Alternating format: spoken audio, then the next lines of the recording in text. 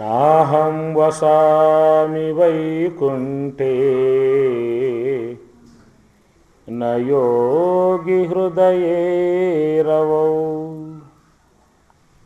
మద్భక్తా యత్ర గాయంతి తత్ర తిష్ఠామి నారద. వసుదేవసుతం దేవం కంసచాణూరమర్దనం దేవకీ పరమానందం కృష్ణం వందే జగద్గురుం.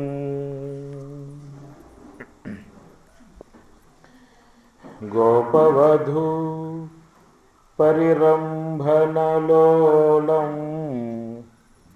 గోపవధూ పరిరంభన చూడు సౌండ్.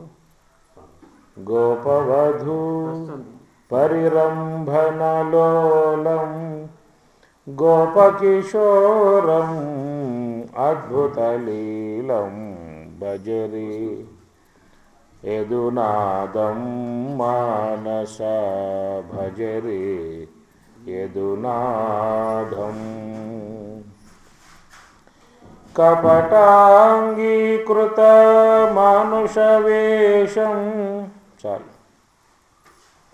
కపటాంగీకృత మానుషవేషం కపటన తగ్గించావా తెలుసుకో. కపటనాట్యకృతకృత్స్నాసువేషం కపట మొత్తం పోయింది వాళ్ళ ఎడి తిప్పా. భజరే యదునాదం మానస భజరే యదునాదం. పరమహంసహృతత్వస్వరూపం పరమహంసహృతత్వస్వరూపం ప్రణవపయోధరా ప్రణవస్వరూపం పరమహంసహృతత్వస్వరూపం ప్రణవపయోధరా ప్రణవస్వరూపం భజరే యదునాదం మానసా భజరే యదునాదం. భజరే యదునాదం మానసా భజరే యదునాదం. కిం తద్బ్రహ్మ కిమధ్యాత్మం కిం కర్మ పురుషోత్తమా అధిభూతం చ కిం ప్రోక్తం అధిదైవం కిముచ్యతే అధియజ్ఞః కథం కోత్ర దేహేస్మిన్ మధుసూదనా ప్రయాణకాలే చ కథం జ్ఞేయోసి నియతాత్మభిః. అర్జునుడు భగవానుణ్ణి 7 ప్రశ్నలు వేశాడు ఒక్కసారిగా గొక్క తిప్పుకోకుండా. కిం తద్బ్రహ్మ కిం అధ్యాత్మం కిం కర్మ పురుషోత్తమ అధిభూతం చ కిం ప్రోక్తం అధిదైవం కిముచ్యతే అధియజ్ఞః కథం కోత్ర దేహేస్మిన్ మధుసూదన ప్రయాణకాలే చ కథం జ్ఞేయః అసి నియతాత్మభిః అని 7 ప్రశ్నలు వేస్తే 7 ప్రశ్నలకు పరమాత్మ చక్కగా మరి సమాధానాన్ని చెప్పుకొస్తూ ఉన్నాడు. మొదటి ప్రశ్న ఏమిటి? కిం తద్బ్రహ్మ అడిగాడు. కిం తద్బ్రహ్మ కిం తద్బ్రహ్మ అని ప్రశ్న వేశాడు. అయ్యా బ్రహ్మము అంటారు కదా, అసలు బ్రహ్మం అంటే చెప్పండి. సవిశేష బ్రహ్మమా, నిర్విశేష బ్రహ్మమా, సోపాధిక బ్రహ్మమా, నిరుపాధిక బ్రహ్మమా, శబళ బ్రహ్మమా, శుద్ధ బ్రహ్మమా, పరబ్రహ్మమా, పరం బ్రహ్మమా, చిత్రముఖ బ్రహ్మ. బ్రహ్మ అంటే వేదానికి అర్థం, బ్రహ్మ అంటే మాయకు అర్థం, బ్రహ్మ అంటే చిత్రముఖ బ్రహ్మకు అర్థం. నువ్వు చెప్పే బ్రహ్మ అనేటువంటిది దేనికి సంబంధించి ఉన్నది అని. మనం బ్రహ్మ విద్య అని చెప్పి అంటూ ఉంటాం కదా. ఎంతోమంది బ్రహ్మజ్ఞానం అంటూ ఉన్నారు, బ్రహ్మజ్ఞానం బోధిస్తూ ఉన్నారు, బ్రహ్మం అంటున్నారు. చాలామంది బ్రహ్మం గురించి చెబుతూ ఉన్నారు, నాకు అర్థం కావట్లేదు. కిం తద్ బ్రహ్మ, అసలు బ్రహ్మ అంటే ఏమిటి అని అడిగాడు అర్జునుడు. ఆ విధంగా బ్రహ్మము గురించి ప్రశ్న వేసినప్పుడు పరమాత్మ చక్కగా సమాధానం చెప్పుకొచ్చాడు. ఏమిటా సమాధానం? అక్షరం బ్రహ్మ పరమం. బ్రహ్మము అంటే అక్షరం, నాశరహితమై ఉన్నటువంటి యొక్క వస్తువునే బ్రహ్మము అంటారు. ఇక్కడ భగవంతుడు అన్నటువంటి పదమునకు అర్థంగా చెప్పాల్సి వస్తే బ్రహ్మమే. లోకంలో మనం భగవంతుడు అనేటువంటి యొక్క విషయంలో మనం భావించే భావాలు వేరు. రాముడు బ్రహ్మము, రాముడు దేవుడు, విష్ణువు దేవుడు, శివుడు దేవుడు, ఆంజనేయ స్వామి దేవుడు కొలుస్తూ ఉన్నారు. అవన్నీ దేవతా సంబంధ మూర్తులు, దేవతలు, దివ్య జ్ఞానం కలిగి దివ్య శక్తులు కలిగి ఉన్నటువంటి యొక్క ఆ మూర్తులను దేవతా సంబంధ మూర్తులు అంటారు. అలాంటి ఆ దేవతా సంబంధ మూర్తులను ఆరాధన చేసినట్లయితే దానిని ఉపాసనా మార్గం అంటారు. లోకంలో చాలా వరకు మానవ సముదాయంలో ఈ దేవతామూర్తుల్ని ఆరాధించే వాళ్ళుగా ఉన్నారు. 100కి 90, 90, 92, 93, 94, 95, 96, 99.9%.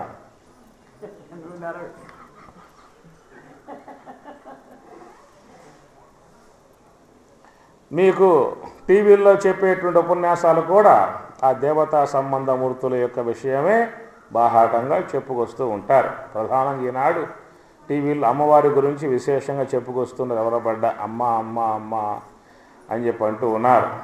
దేవి భాగవతం అమ్మవారి విషయం బాగా వస్తుంది. షట్పది కూడా అమ్మవారి గురించి బాగా వస్తుంది. సౌందర్య లహరిలో కూడా అమ్మవారి గురించి బాగా వస్తుంది. లలిత సహస్రనామాలు అందరూ పట్టుకున్నారు, దాన్నే పారాయణం చేస్తూ ఉన్నారు, వాడి గురించే బోధిస్తూ ఉన్నారు. ఈ ప్రకారంగా మీరు టీవీ తీయగానే ఎక్కడెప్పటికి కూడా ఈ దేవతా సంబంధ విషయాలని చెప్పుకొస్తూ ఉంటారు. కాబట్టి ఇక్కడ మీరు గమనించాల్సింది ఏంటంటే దేవతా సంబంధ మూర్తుల గురించి చెప్పేటువంటిది ఉపనిషత్తుల్లోన, పురాణాలలోన, దేంట్లో వస్తుంది? ఏం ప్రసాద్ గారు మీరు బాగా వినాలి. దేవతా సంబంధమై ఉన్నటువంటి మూర్తుల యొక్క విషయం ఏ శాస్త్రాల్లో చెప్పబడుతుంది? పురాణాలు.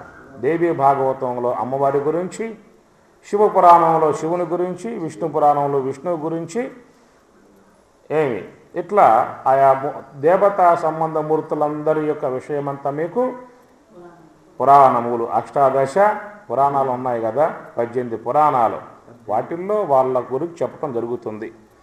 ఇప్పుడు భగవంతుణ్ణి ప్రశ్న వేశాడే అర్జునుడు. ఏం ప్రశ్న వేశాడు? కిం తద్ బ్రహ్మ, బ్రహ్మ అంటే ఏమిటి అని ప్రశ్న వేశాడే. ఆ బ్రహ్మము యొక్క విషయం మీకు ఏ శాస్త్రాల్లో వస్తుంది? 108 ఉపనిషత్తులు బోధించింది ఈ బ్రహ్మమును గురించి. 701 శ్లోకం భగవద్గీత బోధించింది ఈ బ్రహ్మమును గురించి. 4 అధ్యాయాలు, 16 పాదములు, 192 అధికరణములు, 555 సూత్రాలు బ్రహ్మసూత్రాలలో ఉన్నది ఈ బ్రహ్మమును గురించి. వివేక చూడమని, మహావాక్య దర్పణం, ఉపదేశ సాహస్రి, భజగోవిందం, నిర్వాణ షట్కం, విజ్ఞాన నవక, ఆత్మబోధ, తత్వబోధ, ఇట్లా శంకరాచార్యుల వారు 150 గ్రంథాలు రాశాడు సొంతంగా అద్వైత ప్రతిపాదన చేస్తూ. అనగా భగవద్గీతకు భాష్యం రాయటమే కాకుండా, బ్రహ్మసూత్రాలకు భాష్యం రాయటమే కాకుండా, ఉపనిషత్తులకు భాష్యం రాయటమే కాకుండా అద్వైతమును, బ్రహ్మతత్వమును ప్రతిపాదిస్తూ 150 గ్రంథాలు రాశాడు శంకరాచార్యుల వారు. అవి కాక నైష్కర్మ్య సిద్ధి సురేశ్వరాచార్యుల వారు రాశారు. వేదాంత పంచదశి విద్యారణ్య స్వాముల వారు రచించారు. 32,000 శ్లోకాలు కలిగి ఉన్నటువంటి యొక్క యోగ వాసిష్టాన్ని వశిష్ఠ మహర్షి రామునికి బోధించాడు. ఇట్లా విచారసాగరం, వృత్తి ప్రభాకరం, ఖండన ఖండగాద్యం, చిత్సుకి, వృత్తి రత్నావళి, వృత్తి చంద్రోదయం, ఇవన్నీ కూడా బ్రహ్మం యొక్క ప్రతిపాదికమై ఉన్నటువంటివే. కాబట్టి శాస్త్రాలు మొత్తం కూడా బ్రహ్మమును గురించే బోధిస్తూ ఉన్నాయి. వివేకానంద, రామతీర్థ, తోతాపురి, పరమహంస, రమణ భగవానుడు, వశిష్ఠుడు, వ్యాసుడు, శుకుడు, ఇవి మొదలైనటువంటి ఋషులందరూ కూడా అట్టి ఆ బ్రహ్మమును ఉద్దేశించి వాళ్ళ ప్రయత్నాలు కొనసాగాయి. బ్రహ్మంగారు, వేమన యోగి అందరూ కూడా ఆ బ్రహ్మము యొక్క తత్వాన్ని గురించే వాళ్ళ పరిశోధన అంతా కూడా కొనసాగిందన్నమాట. తత్వవేత్తలు కావాలంటే, జ్ఞానులు కావాలంటే, మోక్షాన్ని సంపాదించుకోవాలంటే బ్రహ్మ విద్యనే అధ్యయనం చేయాలి, బ్రహ్మమునే ఆరాధించాలి. మరి దేవతారాధనలు తప్పనే అక్కడే అనాల్సిన అవసరం లేదు. ఏదన్నా కామ్య సంబంధ భావాలు లోకంలో ఉంటాయి. మా అబ్బాయి చదువుకోవాలి, మా వారికి ఆరోగ్యం రావాలి, మా కుటుంబం అందరూ బాగా ఉండాలి, మా కుటుంబం ఎల్లప్పుడూ కూడా చల్లగా ఉండాలి అన్న కోరికలతో, వాంఛలతో, అపేక్షలతో దేవతారాధనలు చేస్తూ ఉంటారు. అది అంతవరకే, తప్పని అనాల్సిన అవసరం లేదు, మోక్షానికి మార్గం అని చెప్పాల్సిన అవసరం లేదు. ఎంతవరకంటే దాని యొక్క ప్రయోజనము అంతవరకే ఉంటుంది. నువ్వు జ్ఞానాన్ని కోరినట్లయితే, మోక్షాన్ని అపేక్షించినట్లయితే, జన్మరాహిత్యాన్ని కోరినట్లయితే దీనిని మాత్రమే అధ్యయనం చేయాలని చెప్పి. కనుక ఆ నివృత్తి మార్గంలో పోయిన వాళ్ళు ఋషి మార్గం ఇది. అందుచేత కిం తద్బ్రహ్మ, బ్రహ్మము అని చెప్పి అన్నప్పుడు ఆ బ్రహ్మ పదార్థం గురించి విశేషముగా, అద్భుతముగా అన్ని శాస్త్రాలు కూడా బోధించాయి. ఏమిటయ్యా బ్రహ్మము అని చెప్పనంటే అక్షరం బ్రహ్మ పరమం. ఏమిటి బ్రహ్మము అంటే అక్షరం అన్నాడు పరమాత్మ. 3 మాటలు చెప్పాడు. అక్షరము బ్రహ్మ అనగా పరమం, అక్షరం బ్రహ్మ పరమం. బ్రహ్మము అంటే బృంహతి వర్ధయతీతి బ్రహ్మ బృహు వృద్ధౌ ఉత్పత్తి అన్నమాట. బృహు వృద్ధౌ, బృహ్ అనే ధాతువు నుంచి ఏర్పడుతుంది బ్రహ్మ అన్న పదం అన్నమాట. దాని యొక్క అర్థం ఏమిటి అంటే బృహు వృద్ధౌ, వృద్ధి పొందింపజేస్తుంది. సమస్త విశ్వం అంతా కూడా వృద్ధి అవుతుందంటే ఆ బ్రహ్మము యొక్క ఆశ్రయంలో. ఒక బ్రహ్మమే కాదు, సమస్త ఋషులు, ఆ సమస్త జీవులు, సమస్త కిం తద్బ్రహ్మ కిమధ్యాత్మం కిం కర్మ పురుషోత్తమాదిభూతం కనుక మొదటి ప్రశ్నగా పరమాత్మను అర్జునుడు ప్రశ్న వేస్తూ ఉన్నాడు. ఇది చాలామందికి ఉపయోగపడేటువంటి యొక్క ప్రశ్న. దేవుడు అంటే ఏమిటి? దేవుడు అంటాం కదా, ఎందుకు ఆ పదం వాడామంటే దివ్ ప్రకాశము. దేవుడు అంటే దివ్ అనేటువంటి ధాతువు నుంచి ఏర్పడుతుంది దేవుడు అనేటువంటి పదము. అందువల్ల ప్రకాశమానమై ఉన్నటువంటి యొక్క బ్రహ్మమునే దేవుడుగా చెప్పాల్సి ఉంటుంది. దేవదేవుని చింతించు దినము దినము, చక్రహస్తుని ప్రకటించు చదువు, కుంభినీదవు చెప్పెడి గురుడు తండ్రి, హరిజేరుమనియడి తండ్రి. కాబట్టి సకల దేవతలకు మూలమై ఉన్నటువంటి ఆ పరమాత్మ స్వరూపాన్ని బ్రహ్మము అనేటువంటి పదంతో పిలుస్తూ ఉన్నారు. దానికి ఏ పదాలు లేవు, రూపము లేదు, నామము లేదు. నామరూపరహిత వస్తువు అని చెప్పి అన్నారు. రూపము లేదు, ఇంద్రియ గోచర వస్తువు కాదు. అందువల్ల రూపరహితమై ఉన్నటువంటి పరమాత్మ కాబట్టి పరమాత్మ భగవద్గీతలో 9వ అధ్యాయంలో ఏమన్నాడు అంటే మయా తతం ఇదం సర్వం జగత్తు అవ్యక్తమూర్తినా అన్న పదం వాడతాడు. మయా నా చేత, ఇదం జగత్తు తతం నా చేత వ్యాప్తమై ఉన్నది జగత్తు అవ్యక్తమూర్తినా. నేను ఎలాంటి వాడిని అంటే అవ్యక్తమూర్తిని. అవ్యక్త అంటే ఇంద్రియములకు గోచరం కాని వాణ్ణి. ఇంద్రియ గోచరము కానటువంటి పరమాత్మ బ్రహ్మము ఉన్నదో అట్టి ఆ యొక్క ఆ చైతన్య స్వరూపానికి, ఆనందమగు స్వరూపానికి ఒక నామాన్ని పెట్టారు. ఏమిటా నామం అంటే బ్రహ్మము అన్నారు. కాబట్టి బ్రహ్మము అనేటువంటి యొక్క పదం ఉపనిషత్తులలో పూర్తిగా అది వ్యాపకమైపోయింది. ఆ పదం భగవద్గీతలో కూడా బ్రహ్మ విద్యాయాం అని ప్రతి అధ్యాయం చివరిలో మీకు ఆ పదం అట్లా ఒక అనుస్యూతముగా ప్రవాహ రూపకంగా పోతూనే ఉంటుంది. అనేక చోట్ల పరమాత్మ కూడా బ్రహ్మ అనే పదాన్ని చాలా చోట్ల ఆయన ప్రస్తావిస్తూ వస్తాడు. ఏషా బ్రాహ్మి స్థితి పార్థ లభంతే బ్రహ్మ నిర్వాణం అహం బ్రహ్మణ ప్రతిష్ఠ బ్రహ్మణోహం ప్రతిష్టాహం అని చెప్పని అంటాడు. బ్రహ్మణోహం ప్రతిష్టాహం, అహం నేను, బ్రహ్మణ బ్రహ్మమునకు ప్రతిష్ఠ అంటాడు. నేను బ్రహ్మమును అని చెప్పిన మాట. ఎవరయ్యా నువ్వు అంటే నేను బ్రహ్మము అనే మాట. నేనే బ్రహ్మమురా పామరులారా నేనే బ్రహ్మమురా అని బ్రహ్మేంద్ర స్వాముల వారు అని అంటాడు. నేను బ్రహ్మము అన్నాడు. ఏమన యోగి నేను బ్రహ్మమే అన్నాడు. రమణ మహర్షి మరి నేను బ్రహ్మం కాదా, నేను బ్రహ్మమే అన్నాడు. అట్లా అందరూ కూడా నేను బ్రహ్మము, అహం బ్రహ్మాస్మి, అహం బ్రహ్మాస్మి, అహం బ్రహ్మాస్మి అని అందరూ కూడా నేను బ్రహ్మము, నేను బ్రహ్మము, నేను బ్రహ్మము అని చెప్పి అంటూ ఉన్నారు. మనమైతే ఏమంటాం? నేను సుబ్బమ్మ, నేను ఎల్లమ్మ, నేను వెంకాయమ్మ. కనుక ఈ దేహ సంబంధ భావాల్లో మనకు మునిగిపోయాం. ఈ దేహమే నేను చెప్పని అనుకున్నాం. అందుచేత ఈ దేహానికి సంబంధించి ఉన్నటువంటి వ్యవహారం చేస్తున్నామే కానీ మనం ఆ మూలానికి మాత్రం పోతూ ఉన్నాము. అది ఎట్లా వస్తుందయ్యా అంటే గురువుని ఆశ్రయించాలి. గురువు ద్వారా తత్వశాస్త్రాన్ని అధ్యయనం చేసిన వాళ్ళకే ఆ భావం వస్తుంది. కానీ గురువుని ఆశ్రయించనంత వరకు వ్యక్తిలో దేహ సంబంధ భావనే శేషిస్తుంది. దేహమే నేను అనేటువంటి యొక్క భావన ఉంటుంది. కాబట్టి ఇక్కడ పరమాత్మ అంటూ ఉన్నాడు అక్షరం బ్రహ్మ పరమం. ఇక బ్రహ్మం అనే పదానికి మనం ఏం చెప్పుకున్నాము అంటే బృంహతి వర్ధయతీతి బ్రహ్మ, సమస్తమును వృద్ధి పొందింపజేసేది. కాబట్టి ఆ యొక్క చైతన్యానికి బ్రహ్మ అనే పదం పెట్టారు. విశ్వంలో పిపీలికాది బ్రహ్మ పర్యంతం ఉందో చెప్పల పొద్దున మధ్యాహ్నం మీకు. అంభోజాసనుడాదిగా గల తృణపర్యంతంబు విశ్వాత్ముడై ఉండ ప్రోఢ విపుల స్తంభంబునందుండడి స్తంభాంతర్గతుడై ఉండుటకునే సందేహము లేదు.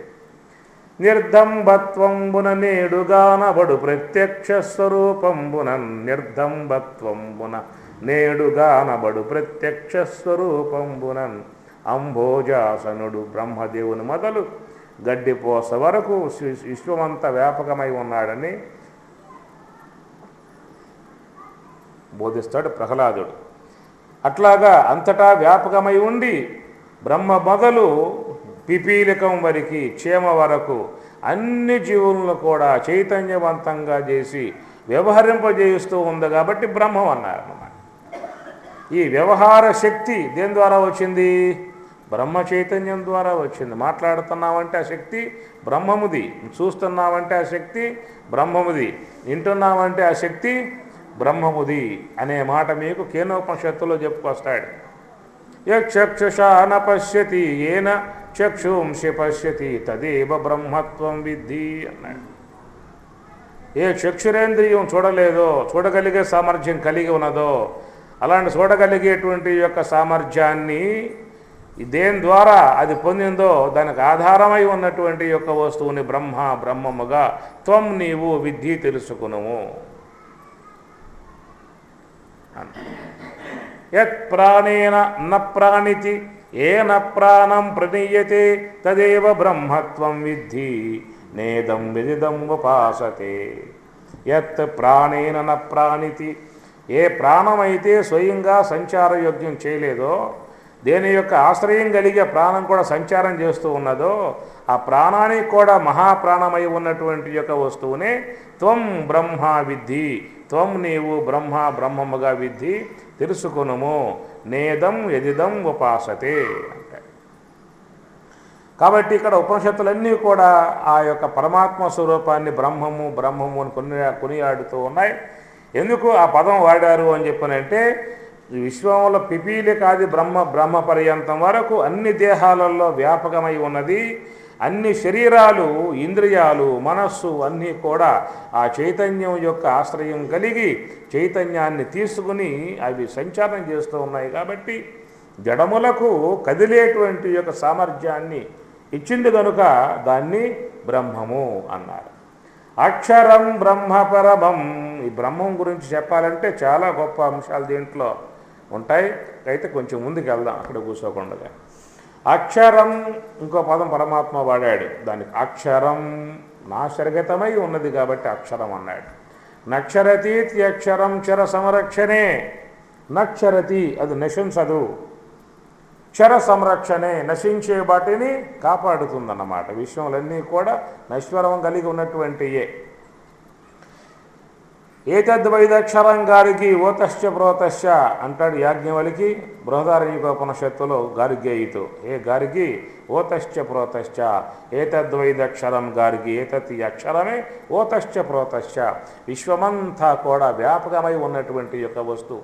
ఇందుగలదు ఇందుగలడు అందులడనే సందేహం వలదు అన్నటువంటి మాట ఏతద్వైదక్షరం గారికి ఓతశ్చ ప్రోతశ్చ అంతా కూడా వ్యాపకమై ఉందన్నమాట. అది ఆ వ్యాపకత్వాన్ని ఆశ్రయించుకుని విశ్వంలో అన్నీ కూడా చైతన్యవంతములుగా వ్యవహరిస్తూ ఉన్నాయి. కాబట్టి నశించేటువంటి వాటికి కూడా వ్యవహార యోగ్యత్వమును కలగజేసినటువంటి యొక్క వస్తువుని అక్షరం అన్నారు. దీన్ని వేదవ్యాసుల వారు బ్రహ్మసూత్రాలలో ఒక మాట అంటాడు. అక్షర అంబర అంతద్రుతే అన్నాడు ఒక మాట. అంబరాంత ఆకాశ పర్యంతం వరకు వ్యాపకమై ఉన్నటువంటి యొక్క ఈ విశ్వమును ధరించి భరించి వ్యవహరింపజేసేటువంటి యొక్క వస్తువే అక్షరం. అక్షరం అంబర. అక్షర అంబరాంత. అంబరాంత అంటే ఏమర్థమైంది? అంబరము అంటే ఆకాశం. ఆకాశ పర్యంతం వరకు. ఆకాశం ఎంతవరకు ఉంది చెప్పండి. ఇప్పుడు ఎన్ని గజాల లెక్క ఉంది? ఎన్ని మీటర్ల లెక్క ఉంది? మీటర్ లేదు, గజాలు లేవు, అంతు లేదు. కొన్ని లక్షల కోట్ల పాల పొంతలు ఆకాశంలో ఉన్నాయి. ఒక గెలాక్సీ. గెలాక్సీ అంటే లక్షల కోట్ల నక్షత్రాల సమూహాన్ని ఒక గెలాక్సీ అన్నారు. అలాంటి గెలాక్సీలు ఎన్ని ఉన్నాయి? కొన్ని లక్షల కోట్లు ఉన్నాయి అని చెప్పాను. ఒక గెలాక్సీ కొన్ని లక్షల కోట్ల నక్షత్రాల సమూహం, ఒక పాలపంత, తేజోపుంజం అన్నమాట. ఆ పాలపంతలో ఒక నక్షత్రం సూర్యుడు. ఆ నక్షత్రం చుట్టూ సంచరించేటువంటి 9 గ్రహాలు. ఆ 9 గ్రహాలలో మన గ్రహం ఒకటి. ఈ గ్రహం మీద ఏమి 35% సముద్రమే ఆక్రమించి ఉన్నది. 35 భాగం సముద్రమే ఆక్రమించి ఉన్నది. ఒక పాద భాగం మాత్రమే భూభాగం ఉన్నది. ఈ పాదభాగం భూభాగంలో కూడా ఎడారులు, ఇసుక తెన్నులు, కొండలే, అరణ్యాలే 35 భాగం వ్యాపించి ఉంటే ఒక 25 భాగం మాత్రమే జన నివాసయోగ్యంగా ఉన్నది. ఈ జన నివాసయోగ్యముగా ఉన్నటువంటి ఈ పాద భాగంలో 190 దేశాలు ఉన్నాయి. ఏవి? ఈ 190 దేశాలలో మనదొక దేశం భారతదేశం. ఈ భారతదేశంలో ఎన్ని ఉన్నాయి? కర్ణాటక, తమిళనాడు, మధ్యప్రదేశ్, ఉత్తరప్రదేశ్, తమిళనాడు, ఆంధ్రప్రదేశ్ చూసుకుంటే మొత్తం ఎన్ని ఉన్నాయి? 56 రాష్ట్రాలు ఉన్నది. అంతేనా? కరెక్ట్ అని లెక్క. 31 అధ్యక్షుల వారు 56 లేదు, 29 కానీ 31 కానీ 29 కానీ 31 అది నీకు తెలియదు అన్నమాట. నీకు కూడా సరే సుమారు అట్లా ఉన్నాయి. ఉన్న రాష్ట్రాలలో ఆంధ్రప్రదేశ్ ఈ మధ్య ఇది ఇడిపోయి 2 భాగాలు అయిపోయింది. 2 చెక్కలయ్యి అటేమో తెలంగాణ, ఇటు ఆంధ్ర 2 ముక్కలుగా అది పంచుకున్నారు. ఆంధ్రలో ఒక చిత్తూరు జిల్లా ఒకటి. ఆ చిత్తూరు జిల్లాలో మదనపల్లి మండలం ఒకటి. ఇది మండలం పీలేరు మండలం. ఇది ఎట్లా చూసుకో. ఇవే 20 ఆంధ్రలో. ఆంధ్రలోనే 20 జిల్లాలు. ఒక్కసారి కనుక విశ్వాన్ని పరిశీలన చేసినట్లయితే ఈ మానవుడు ఎక్కడున్నాడో అర్థమే సాగదు. ఎక్కడున్నాడు వీడి అర్థమే సాగదు. మీరు ఒకసారి కనుక రాకెట్ వేసుకుని కనుక మీరు చంద్రమండలం పోండి, చంద్రమండలం పోయి ఆడ అడుగు పెట్టి నుంచుని ఇట్లా తొంగి చూడండి, ఈ భూమి ఎంత ఉంటుంది, గోలికాయ అంత ఉంటుంది. చంద్రమండలం పోయి ప్రసాద్ గారు ఆడ నుంచుని ఇట్లా భూమిని చూసినట్లయితే ఎంత ఉంటుంది, చిన్న అప్పడం అంత ఉంటుంది ఈ భూగడ్డ. మరి ఈ అప్పడంలో ఎక్కడి రాష్ట్రాలు, ఎక్కడ సముద్రాలు, ఎక్కడ మన ఇల్లు ఎక్కడ, మన వాకిలు ఎక్కడ, మనకున్న సంపదలు ఎక్కడ, మన భోగభాగ్యాలు ఎక్కడ వీడు అసలు. కాబట్టి వీడేదో పెద్దగా ఉన్నట్లుగా, ఏదో సాధించినట్లుగా, నేను లేకపోతే ఈ భూమి తిరగదు, సూర్యుడు ప్రకాశించడు, చెట్లు మొల్లవు అనుకుంటాడు వీడు. అహంకారంతో అన్నీ జరిగిపోతూనే ఉంటాయి. అందుచేత ఏమన్నాడు వేదవ్యాసుల వారు, అక్షర అంబరాంత ఆకాశ పర్యంతం వరకు ఉన్నటువంటి విశ్వమంతా కూడా ధరించి భరించి వ్యవహరింపజేసేటువంటి వస్తువు బ్రహ్మము అని చెప్పని అన్నాడు. కాబట్టి మనం ఈనాడు ఈ యొక్క భూగడ్డ మీద ఉండి నివాసం చేస్తూ ఉన్నాం కదా, ఇలాంటి భూములు ఇంకా ఎన్నో ఉన్నాయని చెప్పనంటుంది యోగ వాసిష్టం. ఒక గెలాక్సీ అని చెప్పన్నాం కదా, ఒక గెలాక్సీలో ఒక సూర్యుడు ఉన్నాడు. ఏమి అసలు ఈ గెలాక్సీలో కూడా ఇంకో నక్షత్రానికి ఎంతో డిస్టెన్స్ ఉన్నది. ఏమి ఇక్కడి నుంచి ఈ నక్షత్రం నుంచి ఈ నక్షత్రం దాకా పోవాలని చెప్పనంటే నువ్వు 10 జన్మలు ఎత్తి కాంతి వేగంతో పోగలిగితే చేరుకుంటావు. ఈ మధ్య కాలంలో 10 జన్మలు ఎత్తి నువ్వు కాంతి వేగంతో ప్రయాణం చేయగలిగితే అక్కడికి చేరుకుంటావు అంటారు. కనుక ఒక గెలాక్సీలో ఒక సూర్యుడు, ఆ సూర్యుని చుట్టూ పరిభ్రమించే గ్రహాలు, ఆ గ్రహాలలో ఒక భూగ్రహము, ఆ భూగ్రహం కొంత తగ్గించు, ఆ భూగ్రహములో ఈ మానవ సముదాయము, అట్లాగా కొన్ని లక్షల గెలాక్సీలు ఉన్నాయి కదా. ప్రతి గెలాక్సీలో ఎంతోమంది సూర్యులు, ఎన్నో భూములు, ఎంతోమంది జన సమూహాలు ఉన్నాయని చెప్పని ఒక ఊహాత్మిక విషయం అన్నమాట. అది మనం ఈనాడు ఇక్కడ ఈ యొక్క భారతదేశంలో ఇక్కడ పుట్టాము అని చెప్పినది కదా. ఇంతకుముందు మనం ఏ గ్రహ నక్షత్రాల గెలాక్సీలలో భూములు ఉన్నాయో అక్కడ కూడా బహుశా పుట్టి మనం వచ్చి ఉండవచ్చు. ట్రాన్స్లేషన్ చేస్తుండే స్వామి గారు కూడా. ఇక్కడి నుంచి జాబ్ చేసేవాడిని ఏరే జిల్లాలో వేస్తారు, ఏరే రాష్ట్రాల్లో వేస్తారు కదా. అట్లాగా ఆడబుట్టిన వాళ్ళని ఇక్కడ పడేయవచ్చు, ఇక్కడ పుట్టిన వాళ్ళని వేరే గెలాక్సీలో ఉన్నటువంటి ఆ సూర్యుని దగ్గర ఉన్నటువంటి భూమి మీద ఆడబడేయచ్చు. ఈ విధంగా మనం ఎన్ని గెలాక్సీల్లో ఉన్న భూముల్లో పుట్టి కూడా వచ్చామో కూడా తెలియదు. ఏం జరుగుతుందో మొత్తానికి తెలియదు.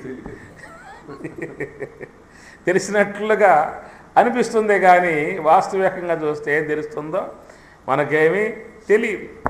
అసలు మన దేహంలో జరిగే వ్యవహారం మనకు తెలిసి రావటం వల్ల మన శరీరంలో నిమిషానికి ఎంత వేగంగా పోతుంది రక్తం ప్రసరణ ఎంతయా తెలుసా? పంపు చేస్తుంది రక్తం మహావేగంగా పోతా ఉంది. గంటకు 500 కిలోమీటర్ల వేగంతో పోతుందని చెప్పి అన్నారు. ఒక నిమిషానికి మెదడు ఒక జగ్గు రక్తాన్ని త్రాగి మళ్ళీ గుండె పంపించేస్తూ ఉంటుంది. మన శరీరంలో గంటకు 60 కిలోమీటర్ల వేగంతో పోతుంది బస్సు, 80 కిలోమీటర్ల వేగంతో పోతుంది, 100 కిలోమీటర్ల వేగంతో పోతుంది. అది ఐరావత లాంటివి అయితే అవి కొంచెం 150 కిలోమీటర్ల వేగంతో పోతుంది. మన శరీరం నుండి రక్తం 200 కిలోమీటర్ల వేగంతో పోతుందని చెప్పాను. అంత బాగా వేగంతో పోతుంది కాబట్టి చూస్తున్నాం, వింటున్నాం, తిరుగుతున్నాం, అన్నీ చేస్తూ ఉన్నాం. ఆ రక్తం యొక్క వేగం తగ్గిందనుకో అడుగులు కూడా తగ్గుతాయి, పిల్లిగా పోవాలి చూస్తున్నాం అన్నమాట. సరే ఏదో మొత్తాన్ని జరుగుతుందో లోపల మనకు తెలియని వ్యవహారం. లంగ్స్, కిడ్నీస్, అన్నవాహిక, బ్రెయిన్, అన్నవాహిక, హార్ట్ కానీ ఇవన్నీ కూడా లోపల పనిచేస్తూ ఉన్నాయి, ఫంక్షన్ చేస్తూ ఉన్నాయి. వాటి యొక్క వాటి యొక్క యాక్టివేషన్ అనేటువంటిది అని అహర్నిశములు తల్లి గర్భంలో ఆరంభం చేశాయి. చివరికి భూగర్భంలో పోయేదాకా అవి వాటి వరకు కొనసాగుతూనే ఉంటుంది. మనమైనా కాసేపు పనిచేసి అలిసిపోయి పడుకుంటామేమో కానీ మన దేహంలో ఉన్నటువంటి యొక్క కిడ్నీస్ కానీ, బ్రెయిన్ కానీ, అన్నవాహిక కానీ, హార్ట్ కానీ ఏవి కూడా అవి పడుకోవన్నమాట. అవి పడుకుంటే ఒకవేళ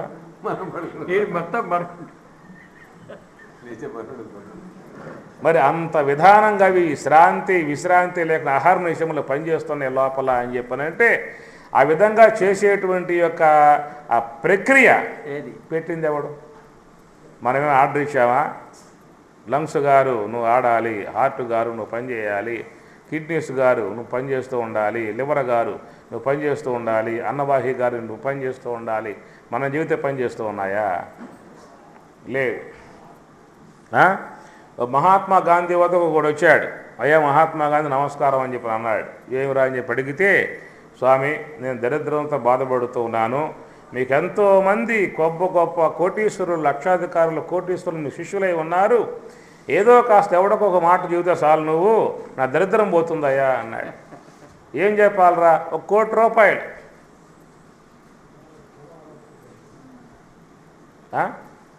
ఏమన్నాడు? 1 కోటి రూపాయలు అంతే. కోటి కాకుడితే కో, టాకు ఇస్తే టీ, 2 అక్షరాలు కదా. 1 కోటి గనక ఇప్పించావంటే నా దరిద్ర దేవత పొలిమేర దాటి కూడా ఎక్కడికో పారిపోతుందని చెప్పిన అన్నాడు. ఒక మాట చెప్పవయ్యా దరిద్రం పోవటానికి అని చెప్పిన అన్నాడు. అట్లా 1 కోటి రూపాయలు కదా, అలాగే నీకు వచ్చేస్తాయి. ఇంకేం ఉందా, నువ్వు బ్యాంకులు వేసుకోవటమే అని చెప్పని అన్నాడు గాంధీ మహాత్ముడు. ఆ విధంగా ఒక శిష్యుని పిలిచాడు.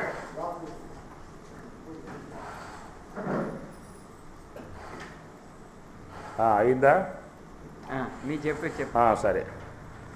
సరే చెప్పాడు. అయ్యా ఇటు 1 కోటి కావాలంట, ఇచ్చి పంపిస్తామని చెప్పి అన్నాడు. రారా ఇస్తా అని చెప్పి తీసుకెళ్ళాడు. ఆ పని నాకు ఒక ఫ్యాక్టరీ ఉన్నది, ఒక వ్యాపార విధానము, ఏదైనా 1 కోటి రూపాయలు ఇవ్వాలంటే కొన్ని నువ్వు ఇవ్వాల్సి ఉంటుంది అన్నాడు. నా దగ్గర ఏమన్నా ఇవ్వటానికి, ఉంటే నిన్ను ఆశ్రయిస్తారు, నిన్ను దేబురేస్తాను అని చెప్పి అన్నాడు. దగ్గర ఉన్నాయిరా, ఆ ఇచ్చేస్తాలు, నీ 1 కోటి రూపాయలు చేతిలో పెట్టేస్తా అన్నాడు. నా వద్ద ఉన్నాయా, ఉంటే మాత్రం తప్పనిసరిగా ఇచ్చేస్తా, నో డౌట్. నా వద్ద ఉండాలే కానీ నువ్వు అడిగేయి మొత్తం, మొత్తం ఇచ్చేస్తా, ఏమంటావు చెప్పు అని చెప్పి అన్నాడు. ఏమీ లేదు, ఒక 10 లక్షల కింద హార్టు, ఒక 20 లక్షల కింద కిడ్నీ, ఇంకో 30 లక్షల కింద లివరు, ఇంకొక 50 లక్షల కింద బ్రెయిను, ఇంకొక 75 లక్షల కింద తలకాయి. ఏమి హార్టు, కిడ్నీసు, బ్రెయిను ఇవన్నీ ఉన్నాయి కదా. ఆ మొత్తం నాకు వ్యాపారం కాబట్టి నాకు అవసరం అవన్నీ కూడా. అవన్నీ ఇచ్చేసావంటే నువ్వు 1 కోటి రూపాయలు బ్యాంకులు వేసుకోవచ్చు, వచ్చే వడ్డీతో హాయిగా జీవించవచ్చు.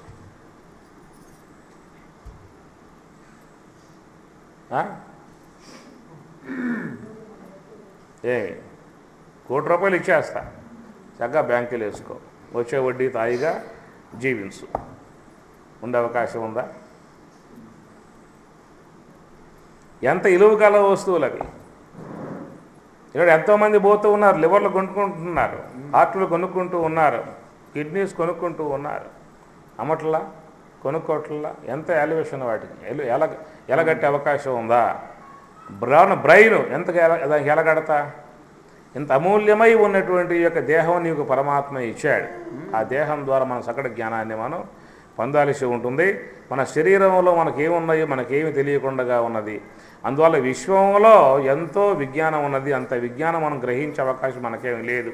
ఏమన్నా తెలుసా అని చెప్పనంటే ఒక రకంగా చెప్పాల్సి వస్తే ఏమీ మనకేం తెలియదు. తెలియాల్సింది ఎంతో ఉన్నది, తెలిసింది ఒక ఆవగింజ అంత కూడా ఉందో లేదో కూడా. మహాత్ముడు చెప్పాడు, గండి స్వామి గారు ఒక మాట అంటాడు, నాకేమీ తెలియదు అన్నది తెలియాలంటే ఎంతో తెలియాలట. ఎంతో తెలిస్తే తెలుస్తుందట. ఏమని అంటే నాకేమీ తెలియదురా అంట. తెలిసిన వాడేమంటాడు, నాకేమీ తెలియదు అంటాడు. తెలియని వాడేమంటాడు, నాకు అంత తెలుసు అంటాడు. అక్షరం బ్రహ్మ పరమం, అక్షర అంబరాంత ధృతే సమస్త ఆకాశ పర్యంతం వరకు ఉన్నటువంటి సమస్త బ్రహ్మాండాలన్నిటినీ కూడా ధరించి వ్యవహరింపజేస్తుంది.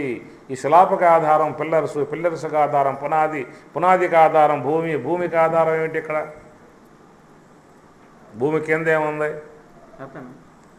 భూమి కింద ఆదిశేషుడు ఉన్నాడండి, 1000 పడకలు పెట్టి ఆయన కాపాడుతూ దాన్ని మోస్తూ ఉన్నాడు అన్నారు. సరే, కింద భూమి కింద ఆదిశేషుడు 1000 పడకలతో మోస్తూ ఉంటే ఆయన కింద ఏముంది? ఇంకో భూమి ఉందండి ఆయనకు ఆధారంగా, ఆ భూమి నిలబడి అది మోస్తూ ఉన్నాడు. మరి ఆ భూమికి అట్లా ఆధారం, దాని కింద ఇంకో ఆదిశేషుడు ఉన్నాడు, దాన్ని మోస్తూ. మరి దాని కింద ఉన్న ఆయనకి ఆధారం ఇంకో భూమి కింద చెబుతావా? ఏం చెబుతావు? పూర్వకాలం చెప్పేవారు, ఈ భూమి కింద ఆదిశేషుడు ఉండి దీన్ని మోస్తున్నాడు అని చెప్పేవారు. ఇప్పుడు మన వాళ్ళకి చెప్పండి, మన పిల్లకాయలకి చెప్పండి, వాడు ఇంటర్నెట్ మొత్తం కొట్టి పారేస్తాడు ఈ పూటే. నీకు గూగుల్లో పోతాడు, ఆ భూమిని కొడతాడు, ఆ భూమిని కొడతాడు, భూమిని తిప్పుతాడు చేత్తో, ఏడుందో చూస్తాడు వాడు. ఈనాడు పిల్లకాయల చేతికి అరచేతికి భూమి మండలం వచ్చేసేసింది. ఇటు తిప్పుకోవడం బంతి లాగవాడు, ఫుట్బాల్లో కొట్టుకున్నాడు భూమిని. కాబట్టి భూమి కింద ఏముందరా అని చెప్పి అడిగితే ఉంటాడు పిల్లగాడు, అమెరికా ఉందంటాడు. ఈ భూమి కింద అమెరికా ఉన్నది, భూమి మీద ఇండియా ఉన్నది అంట. అమెరికా పోయావనుకో, భూమి కింద ఇండియా ఉంటుంది, భూమి మీద అమెరికా ఉంటుంది. అప్పుడు అమెరికా పోయి నుంచున్నావు అనుకో, భూమి కింద ఏముంటుంది? ఇండియా ఉంటుంది. ఇండియా వచ్చి నుంచున్నావు అనుకో, ఇండియా కింద భూమి ఉంటుంది. ఇప్పుడు ఏది దేని కింద ఏది ఉన్నట్లు? అర్థం కాని వ్యవహారం. అందుచేత ఈ భూమికి చుట్టూ దేశాలు ఉన్నాయి. అక్షర అంబర అంతద్రుతే, అవి బ్రహ్మము గురించి మనం పోవాల్సి వస్తే అద్భుతంగా ఉండేటువంటి విషయం. దాని గురించి చాలా అంశాలు ఉన్నాయి, మనం ముందుకెళ్దాం. మరి బ్రహ్మము చెప్పుకొచ్చావు, మరి బాగానే ఉన్నది. కిం అధ్యాత్మం అని ప్రశ్న వేశాడు. కిం తద్బ్రహ్మ, కిం అధ్యాత్మం. అధ్యాత్మం అంటే ఏమిటి? చివరి ప్రశ్న బాగుంటుంది దీంట్లో. మళ్ళా ప్రయాణ కాలేశ కథం జ్ఞేయోసనీయతాత్మభి, చివరి ప్రశ్న అన్నమాట. ప్రయాణ కాలములో నిన్ను తెలుసుకోవాలంటే మాకు ఏ విధంగా తెలుసుకునే అవకాశం ఏర్పడుతుంది అనేటువంటి ప్రశ్న బాగా ఉంటుంది. దాంట్లోకి వెళ్తాను, ఇది ఒక్కటి చెప్పేసేసి. కాబట్టి కిం అధ్యాత్మం, ఆధ్యాత్మికం అని చెప్పనంటే ఏమిటంటే ప్రశ్న వేస్తే పరమాత్మ అన్నాడు, స్వభావో అధ్యాత్మం ఉచ్యతే. స్వభావమే అధ్యాత్మం అన్నాడు. ఏం అర్థం కాదు వినే వాళ్ళకి. కిం అధ్యాత్మం అన్నాడు, బాగానే ఉన్నది. ఆధ్యాత్మికం అంటే ఏమిటయ్యా అని అడిగినప్పుడు చెప్పాలకి వివరణకు అర్థమయ్యేట్లుగా స్వభావో అధ్యాత్మం అన్నాడు. స్వభావమే అధ్యాత్మం అన్నాడు. ఏమైనా అర్థమైందంటాయా అని చెప్పి అడిగితే మనకు మాత్రం ఏం అర్థమైంది లేదు. స్వభావమే అధ్యాత్మం. ఏమిటి స్వభావం? ఆధ్యాత్మికం అని చెప్పి అంటానికి ఏం స్వభావం? స్వస్వభావ స్వభావ. కార్యవర్గమునకు కారణ సంగమునకు అధికరించు శరించు తత్వం అధ్యాత్మం అనబడు అని భాగవతంలో వస్తుంది. అధ్యాత్మం అని చెప్పనంటే కార్యవర్గమునకు కారణ సంగమునకు అధికరించి శరించు తత్వం అధ్యాత్మం అనబడు. అధి ఆత్మ, అధ్యాత్మ అని అర్థం. ఆత్మ, అధి అనేది ఉపసర్గ. కొంచెం దీనికి లోతుకు పోవాల్సి ఉంటుందన్నమాట. ఎందుకంటే కొన్ని కొన్ని సరళంగా ఉంటాయి, కొన్ని లోతైన అర్థాలు ఉంటాయి. అందువల్ల మేము గమనించుకోవడం ఏం చేస్తామంటే కొంచెం వినగలిగేటువంటిగా మనకు కనబడుతూ ఉంటాయి. మొఖాలు వికసించి ఉంటాయి, చెప్తున్నప్పుడు పువ్వుల్లాగా వికసించి ఉంటాయి అన్నమాట. అలాగా ఉన్నప్పుడు సబ్జెక్టులోకి వెళ్ళిపోతాం, చెప్పుకుంటూ వెళ్ళిపోతాం. కొంతమంది మొఖాలు అయితే ఇక ఆవును పూసి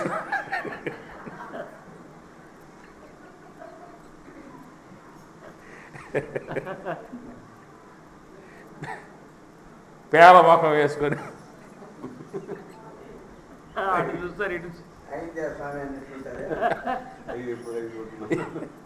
ఎప్పుడు సభ ఏ సభ అయిందా, అవుతుందా? బ్రహ్మము గురించి తెలుపు ఇక బ్రహ్మం గురించి తెలుపు ఇక. అది ఉపన్యాసకుడు ఎక్కడ అంటే సబ్జెక్ట్ వచ్చేది ఆ వినేటువంటి వాళ్ళల్లో ఉన్న ఇంట్రెస్ట్ ఉంటుంది చూసా, అది చూసినప్పుడు విషయం బాగా తన్నుకు వచ్చేస్తుంది అన్నమాట. ఎప్పుడైతే వాళ్ళు గోళ్ళు గిల్లుకోవటం, ఆ పక్క ఈ పక్క చూసుకోవటం, చీపురు పుల్లలు లాగటం, గడ్డి పీకటం,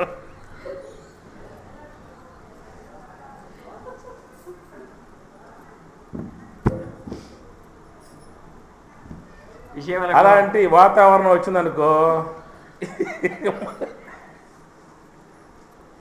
మనం కూడా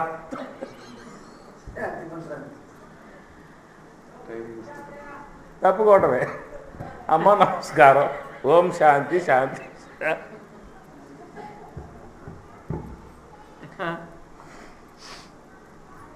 కిం అధ్యాత్మం, ఇది కొంచెం చెప్పి ముందుకు వెళ్తుంది. ఇంకో రాబోయేది మీకు అందరికి ఆనందంగా ఉంటుంది, కొంచెం ఆహ్లాదకరంగా కూడా ఉంటుందిలే. దాంట్లోకి వెళ్తే బాగుంది. ఈ సబ్జెక్ట్ ఇది. రాబోయే ప్రశ్న ప్రయాణకాలేచ కథం. ఆ ప్రయాణ కాలం గురించి పరమాత్మ చెప్పుకొస్తాడు. అది కొంచెం మా అందరికి కూడా ఆనందంగా వినోదాత్మకంగా ఉంటుంది సబ్జెక్ట్ అది. అరే బాబు, ఏం చెప్పాలి చెప్పే త్వరగా, నేను చెప్పుకుంటా ఆ విషయం. ఇది అయిపోయిందా? ఇది అయిపోయిందా? వినటానికి వచ్చావా చెప్పడానికి వచ్చావా? చెప్పడానికి వచ్చావు వినటానికి వచ్చావా? చెప్పింది అయిపోయిందిగా, వింటావా వెళ్తావా? కానీ కిం అధ్యాత్మం, అధ్యాత్మకం అంటే ఏమిటి?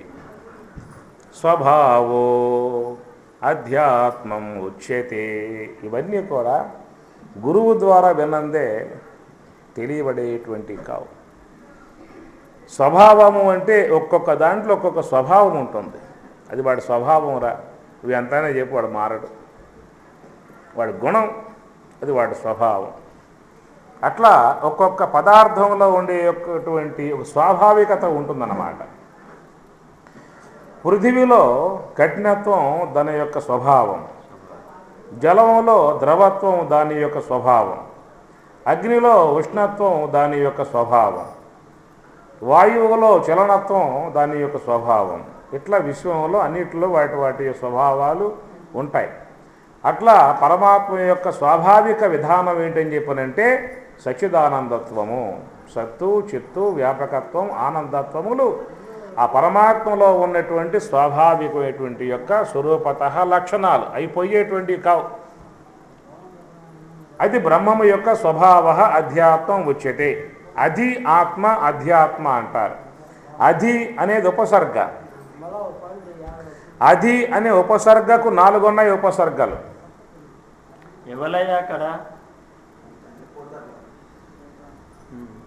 కాదే అమ్మా, దాని యొక్క స్వాభావికత అది విడిచిపోదన్నమాట. అగ్నిలో ఉష్ణత్వపు స్వాభావికం విడిచిపోయిందనుకో అగ్ని ఉండదు. పృథివీలో తన కఠినత్వపు స్వభావాన్ని వీడిందా అంటే ద్రవమైపోతుంది. ద్రవం తన యొక్క స్వభావమగు ద్రవత్వం విడిచిపెట్టింది, అగ్ని అయిపోతుంది. అగ్ని యొక్క తన స్వభావమగు ఉష్ణత్వం విడిచిపెట్టిందా అంటే వాయువు అయిపోతుంది. వాయువు తన స్వభావమగు చలనత్వం వదిలిపెట్టిందా అంటే ఆకాశం అయిపోతుంది. ఆ స్వభావం ఉన్నంత వరకు దాని యొక్క ఉనికి ఉంటుందన్నమాట.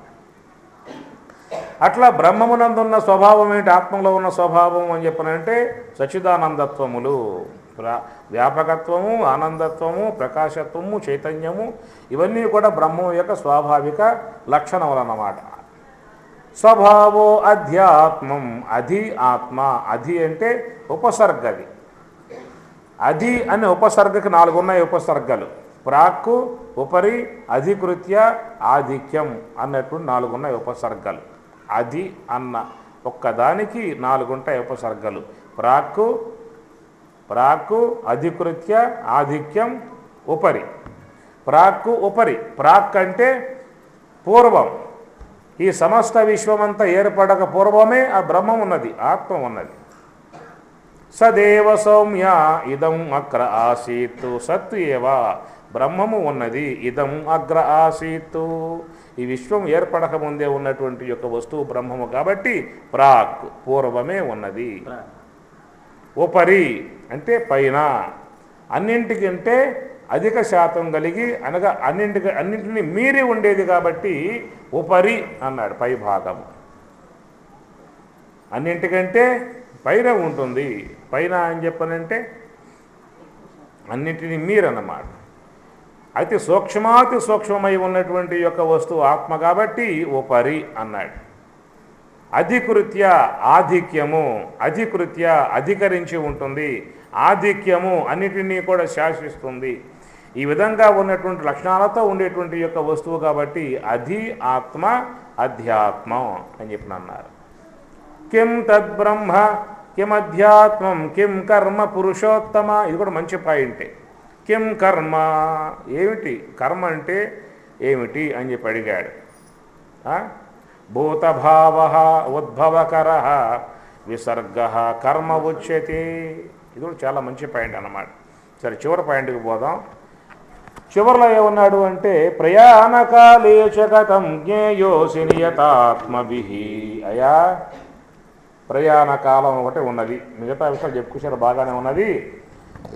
మరి ఒకటి ఉంది, ప్రయాణకాలే చప్రతం.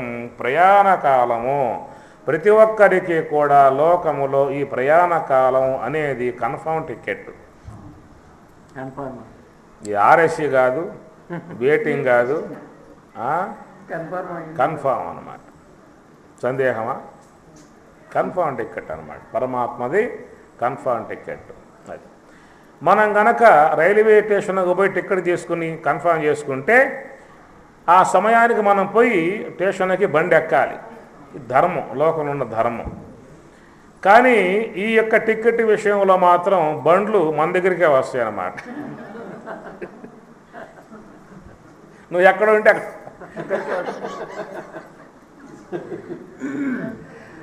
ఆడకే బండి వచ్చేసి ఎక్కించుకొని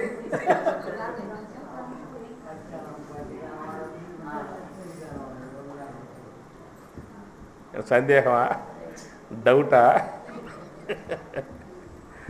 కన్ఫామ్. అయితే ఏ తేదీనయ్యా, ఏ పూటయ్యా ఆయన చెప్పాల అన్నమాట. కన్ఫామ్ అయిన టికెటే కానీ అది ఏ డేటు, ఏ రోజు, ఉదయం వస్తుందా బండి, మధ్యాహ్నం వస్తుందా బండి, అది ఎక్స్ప్రెస్సా, దురంత, లేకపోతే ప్యాసింజర్, సీట్ ఏది, ఏవి. అందుచేత ఉన్నదే ఏ పూట నువ్వు బండి ఎక్కాల్సి ఉన్న డేట్ ఉన్నదే అది స్వామివారు చెప్పరు. ఒకవేళ కనుక మనకి పలానా రోజు పలానా సమయంలో ఎన్ని గంటలకి పోతామని చెప్పి 2 నెలల ముందు, 4 నెలల ముందు, సంవత్సరం ముందు చెప్పాడు అనుకో, ఫోన్ వచ్చింది పైనుంచి, అయ్యా నీ టికెట్ పలానా వచ్చే సంవత్సరం పలానా తేదీల్లో కన్ఫామ్ ఉంది ఆయన కనుక వచ్చిందనుకో, ఏమవుతుంది అక్కడి నుంచి ఒకటే ఏడుపులు, ఒకటే ఎడబాపాలు. బాబోతున్నా ఓ పూట తెల్లారిందనుకో రాబోతా ఉంది, ఇప్పుడు తెల్లారిందనుకో రాబోతా ఉన్నది. ఎక్కడి నుంచి సావటం అవుతుంది. ఏదో పూట సావాల్సి ఉంటుంది. ఆ సావేదో ఆ పూట చేస్తాం. ఏమి ఆ పూట అవుతుంది. ఇప్పుడు నుంచి సావటం ఎందుకు? అందువల్ల ఈ భయం లేకుండా ఏంటంటే చివరి క్షణం వరకు ఇంకాసేపట్లో పోతామని చెప్పి అన్నంగా కూడా చక్కగా భోంచేస్తాం, పక్క వాళ్ళతో మాట్లాడతాం, వీళ్ళతో మాట్లాడతాం, అట్లా పడుకుంటాం, వెళ్ళిపోతాం. ఎంత మంచి ప్రయాణం చెప్పండి. 1 సంవత్సరం ముందే వార్త వచ్చి, ఎందుకు నీకు వార్త పోయేది పోవటం తప్పదు. ఆ ముందే వార్త వచ్చిందనుకో తట్టుకోలేక ఏడవటం, పక్క వాళ్ళు ఏడవటం, కూతుళ్ళు ఏడవటం, బిడ్డ ఏడవటం, ఎందుకు గొడవంత అవసరమా? అందువల్ల భగవంతుడు ఆ ప్రయాణం యొక్క సంబంధ డేటు మాత్రం ఆయన చెప్పడన్నమాట. త్వం నవేత్త అహం వేద అన్నాడు. బహూని మే వ్యతీతాని జన్మాని తవ చార్జున తాని అహం వేద సర్వాణి అన్నీ కూడా అహం వేద నాకు తెలుస్తాయి. ఎక్కడి నుంచి వస్తున్నానో, ఎక్కడికి వచ్చానో, ఎక్కడ ఉన్నానో, ఎప్పుడు వెళ్ళాల్సి ఉన్నదో, ఏం చేయాల్సి ఉన్నదో, ఇంతకుముందు ఏ దేహాలు ధరించానో, రాబోయేటప్పుడు ఇంకేం ధరించాలో అనే విషయమంతా కూడా సర్వం వేద అహం, నేను ఎరుగుదును. త్వం నవేత్త, నీకు మాత్రం తెలియదు. ఇప్పుడు మహాత్ములు ఉన్నారు. బుద్ధుడు చెప్పాడు, నాకు 40 జన్మలుగా వస్తూ ఉన్నాయి, ఎక్కడెక్కడ పుట్టానో అని చెప్పినన్నీ కూడా ఆయన చెప్పుకొచ్చాడు. అట్లనే మనకి పుట్టపర్తి సాయిబాబా దగ్గరలో ఉన్నారు స్వామిగారు. నా పూర్వజన్మ షిరిడి సాయి, ఈ జన్మలో పుట్టపర్తి సాయి, రాబోయే జన్మలో ప్రేమ సాయి అనేది ఆయన చెప్పుకొచ్చాడు. చెప్పాడు లేదా? మనకు టీవీకి వచ్చింది, మరలా సాయిబాబా పుట్టాడని చెప్పేసి అని మన టీవీ మీద ఏదో రగడ జరుగుతూ ఉన్నది. ఆ పిల్లవాడిని కూడా చూపించారు, స్వామివారు మళ్ళీ పుట్టారని చెప్పేసి అని ఇది అప్పుడే కూడా వచ్చేసిందన్నమాట. అందుచేత నా నా జన్మలు ఇన్ని గడిచాయి, ఇంకా రాబోయే జన్మలు ఇవి అనేటువంటివన్నీ కూడా మహాత్ములుగా ఉన్నటువంటి వాళ్లకు కొంచెం తెలిసే అవకాశాలు బహుశా ఉండొచ్చేమో అని చెప్పి మనం చెప్పుకోవచ్చు. బ్రహ్మేంద్ర స్వాముల వారు కానీ, సాయిబాబా కానీ, షిరిడి సాయిబాబా కానీ, లక్ష్మణార్యులు కానీ, మలయాళ స్వాముల వారు కానీ, వివేకానంద అన్నాడు, నేను ఈ విశ్వంలో శునకం పర్యంతం మోక్షం పొందేదాకా నేను పుడతానే ఉంటానని చెప్పి అన్నాడు. కాబట్టి పూర్వ దేహాలలో ఏ దేహాలు ధరించారు, రాబోయే దేహాలు ఏ దేహాలు ధరిస్తారనే విషయం వాళ్ళకి తెలిసినా వాళ్ళకేం ఇబ్బంది లేదు. ఎందుకంటే వాళ్ళు జీవించిన జీవితాలు దివ్యములై, భవ్యములై, నవ్యములై, అద్భుతములై, ఆనందకరములై వాళ్ళ జీవితాలు ఉన్నాయి. ఎవరికి హాని లేకుండా, ఇబ్బంది లేకుండా దాసుకోవడం, హింసించడం, వేధించడం, బాధించడం లాంటి వ్యవహారం వాళ్ళు చేసింది కాదు. కాబట్టి ఒకవేళ వాళ్ళ యొక్క జీవితములు అద్దంలో చూసుకున్నా వాళ్ళకి ఆనందమే అవుతుంది, తెలిసిన వాళ్ళకు కూడా ఆనందమే అవుతుంది. ఒకవేళ మన జీవితములు కనుక గడిచినవి ఏమిటో అని తెలిస్తే మాత్రం మనకే బీభత్సం అవుతుంది. బాగా ఉంటే పర్వాలా, ఎట్లా జీవించి వచ్చాము అవి తెలిసినవి అనుకో మహాభయంకరమైనటువంటి విధానం అయిపోతుందన్నమాట. ఒకవేళ రేపు రాబోయే దేహములు కూడా తెలిసిన ఏమి ఈనాటి కర్మ యొక్క సంబంధ విధానంగా రాబోయే జన్మ గార్ధప జన్మ అని తెలిసిందనుకో, ఒకవేళ ఎత్తిన పోటేదో గార్ధప దేహం ఎదుగుతాడు, దాంట్లో ఆనందంగానే ఉంటుంది వాడికి. ఏం చక్కగా మేత మేస్తుంది, అక్కడ మూటలు మోస్తుంది, గాండ్రిస్తుంది, ఆనందంగానే చేసుకుంటుంది అక్కడ. కానీ ఇక్కడ ఉండగా రాబోయే దేహం గార్ధప దేహం తెలిసిందనుకో శాంతిగా ఉంటాడా? అక్కడ శాంతిగా ఉండడం వల్ల ఆడకి వెళ్ళిన తర్వాత ఆ దేహమే ధరించిన తర్వాత వాడికి అది శాంతి. ఒకవేళ నువ్వు గార్ధప దేహం ధరించేవారు నువ్వు చంపేస్తావరా అని చెప్పి అన్నావు అనుకో, అది పెరుగులు తీస్తుంది. చంపమాకండి అయ్యా, బాగుంది ఇది. ప్రయాణకాలే చకతం జ్ఞేయోసి నియతాత్మభిః. అయా ప్రయాణ కాలం ఒకటి అందరికీ ఉన్నది. జాతస్య హి ధ్రువో మృత్యు, మరణం తప్పించుకునే అవకాశం ఎవరికి కూడా ఈ విషయంలో లేదు. ప్రయాణకాలే చ కథం జ్ఞేయ అసి నియతాత్మభిః. ఆ ప్రయాణ కాలం ఉన్నది కదా, ఆ ప్రయాణ కాలంలో మనస్సుని నిగ్రహంగా ఉంచి ఏ విధంగా జ్ఞేయ అసి కథం నిన్నెట్లా తెలుసుకోవాలి? ప్రయాణ కాలంలో మనస్సుని నిగ్రహించి ఆ మనస్సుని నీ యందు పెట్టి కథం జ్ఞేయ, ఏ విధంగా నిన్ను తెలుసుకునే అవకాశం మాకు లభిస్తుంది అని ప్రశ్న వేశాడు. ఎందువల్ల అని చెప్పనంటే ప్రయాణ కాలం యొక్క సమయం ఉన్నదే అదొక పెద్ద సమస్యాత్మక సమయం. అది ఆ సమయంలో ఏమవుతుంది చెప్పండి? ఇప్పుడు కాశీకి పోయేస్తాను అని చెప్పనంటే ఇంట్లో వాళ్ళు కూడా సంతోషపడతారు. సంతోషమమ్మా కాశీకి పోతున్నావు కాబట్టి గంగాజలం పట్టుకురా, వస్తా ఇదిగు బాటిల్ అంటారు. రేపు గోదావరి పుష్కరాలు వస్తూ ఉన్నాయి, పుష్కరాలకు పోతున్నాం అని చెప్పిన ఇంట్లో వాళ్ళు కూడా సర్దిపెట్టి అన్నీ కూడా దారి ఖర్చుల కోసం డబ్బులు ఇచ్చి కారపోసో బూందో కింద అన్ని డబ్బాలు సర్దిపెట్టి బండి ఎక్కేస్తారు, బస్సు ఎక్కేస్తారు, పోయి రమ్మని చెప్పని అంటారు. ఎందువల్ల రేపు మాపు వస్తావు కదా, ఆ నమ్మకాలు ఉన్నాయి కాబట్టి అందరికి సంతోషమే. ఇంకొక ప్రయాణం ఒకటి ఉన్నది. ఆ ప్రయాణం పూట ఏమైపోతుంది చెప్పండి? అప్పుడు తిరిగి వచ్చే ప్రయాణం కాకపోయే, ఎడకపోతావు అర్థం కాకపోయే, ఎక్కడ పడతావో అర్థం కాకపోయే. ఇంతకాలం మాతో ఉన్నావు, మాతో తిరిగావు, మాతో సంచరించావు, మాలో ఒకటిగా ఉన్నావు. కాబట్టి ఎన్ని ప్రేమలు ఎన్ని వాంఛలు పెంచుకుని ఉన్నటువంటి యొక్క వ్యక్తి ఒకసారి దూరం అయిపోతున్నాడని చెప్పి తెలిస్తే ఆ పూట ఏమైపోతుంది? మనస్సంతా కూడా వికలమైపోతుంది అన్నమాట. ఆ వికలమైపోయి ఉన్నటువంటి సందర్భంలో మరి ఆ వికారాలకు గురి కాకుండా మనస్సుని శ్వాస మీదే పెడతావా, బ్రహ్మం మీదే పెడతావా, ఇంటి మీద పెడతావా, వాకిలి మీద పెడతావా, ఇన్ని కోట్లు పెట్టి ఖర్చు పెట్టి ఇంటి మీద పెడతావా, బ్యాంకులు పెట్టిన డబ్బుల మీద పెడతావా, పిల్లల మీద పెడతావా? పిల్లలు, మనవాళ్ళు, ముద్దు మనవాళ్ళు, కోడళ్ళు, కొడుకులు ఇంతమంది చుట్టూ ఉంటారు అక్కడ. ఏమి అందరి నుంచి దృష్టి తప్పించేసేసి శ్వాస మీద పెట్టే సత్తా నీకు వస్తుందా? కథం జ్ఞేయ, తప్పిస్తావా? అందుట్లో అది చివరి సమయం, అందరినీ చూసుకోవాలి. మళ్ళీ చూసే అవకాశాల లేవు. ఒక పక్క తాత అంటూ ఉంటాడు, నానా అంటూ ఉంటాడు, నాయనా అంటూ ఉంటారు, కుమార, అనేక పదాలు వినబడతా ఉంటాయి. ఇన్ని పదాలు వింటూ ఉన్న సందర్భములో ఇంతమంది చుట్టూ ఉండి రోదన చేస్తూ ఉంటే ఆ మనసు అనేటువంటి యొక్క వస్తువు నా పూటను కథం జ్ఞేయ, ఏ విధంగా నియమిస్తావు? అసలు నియమించే అవకాశం ఉంది. పరీక్షాకాలం కాదా అది? ఆ సమయంలో ఏమి సంవత్సర కాల పర్యంతం వరకు కష్టపడి రూముల్లో కూర్చుని బైహాడ్ చేసి పాఠాలు ఎన్నో చేశారు.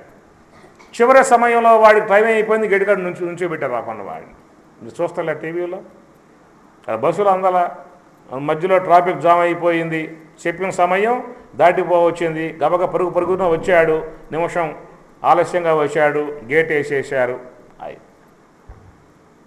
ఒక్క నిమిషం సంవత్సర కాలం పాటు శ్రమ పడ్డటువంటి యొక్క వాడికి ఆ నిమిషంలో గేటు పడిపోయింది, ఎగ్జామ్స్ రాసే అవకాశాలు లేవు. మరలా సంవత్సరం కావాల్సిందే కదా. మరి ఇంతకాలముగా సాధన చేసావు, ధ్యానం చేసావు, అన్నీ చేసావు, విన్నావు అన్నీ చేసావు. చివరి సమయం ఏంటి? ఎగ్జామ్స్ సమయం. అది ఎగ్జామ్స్ రాయాలి. అక్కడ రాస్తే మార్కులు బాగా ఆయన మనకి వేస్తాడు. ఎగ్జామ్స్ రాస్తావా, వాళ్ళని చూస్తూ కూర్చుంటావా? ప్రయాణకాలే చ కథం జ్ఞేయోసి నియత ఆత్మభి, నియత మనసు గలవాడై జ్ఞేయ, ఏ ప్రకారంగా మరి అట్లా ఏటయ్యా వాళ్ళ పరిస్థితి చెప్పు నాకు అసలు అని చెప్పి అడిగాడు. నా విషయమే కాదు, లోకములో అది అందరి విషయం, ఒక్కల విషయమే కాదు అని అడిగింది. అందరికి సంబంధించిన విషయాన్ని అడిగాడు.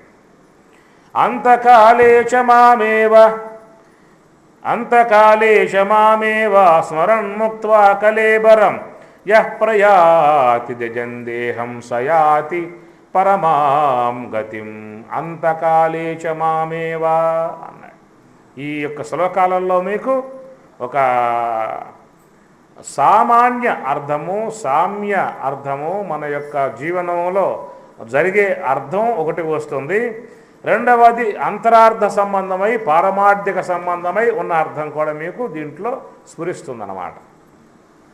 అంతకాలే చ మామేవ స్మరన్ముక్త్వా కలేబరం. కలేబరం అంటే ఈ శరీరాన్ని కలేబరం అంటారు. కనుక ఈ శరీరాన్ని వదిలే సమయం ఒకటి వస్తుంది. అంతకాలే చ మామేవ స్మరన్ముక్త్వా కలేబరం. అంతకాలేచ, అంతకాలం అనగా ప్రతి ఒక్క వ్యక్తికి కూడా శ్వాస వదిలిపెట్టేటువంటి యొక్క సమయం, మరణమును తప్పించుకునే అవకాశం విశ్వంలో ఎవరికీ లేదు.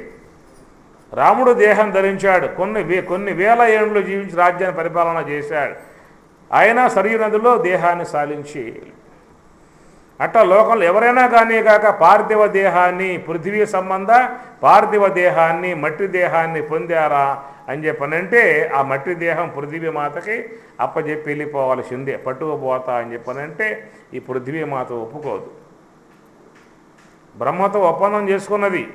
బ్రహ్మ అడిగాడు, అమ్మ నాకు కొంచెం మట్టి కావాలి అని అంటే, ఎందుకు అని చెప్పి అడిగింది. బొమ్మలు చేసుకుంటా అన్నాడు.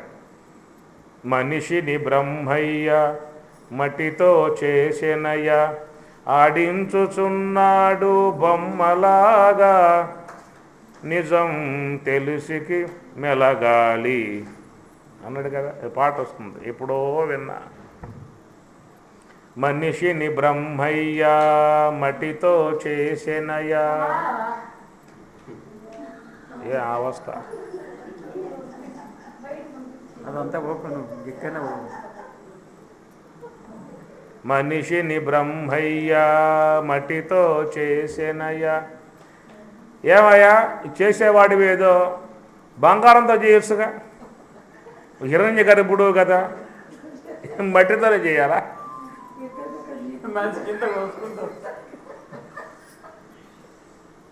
నీకే బంగారం తక్కువ? హిరణ్య గర్భుడు గర్భంలో ఎంతో బంగారం ఉన్నది. నీ లోకమే బంగారం, నీ కొండలన్నీ బంగారమే, నీ లోకంలో ఉన్నవన్నీ. ఏమి ఎందుకు మట్టితో చేయటం? గబ్బు దేహం ఇది, ఎంత రుద్దినా ఎన్ని సబ్బులు వాడినా గబ్బేక. పొద్దున్న లేచామంటే తట్టుకోలేము వాసన. 4 పూట్ల స్నానం చేయకపోయాము అంటే ఊళ్ళో ఎవడు.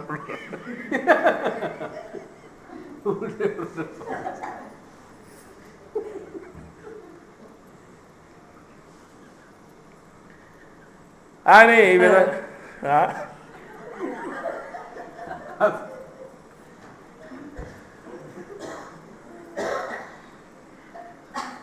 ఒక్కరోజు చేయకపోతేనే నీది దిక్క ఇది.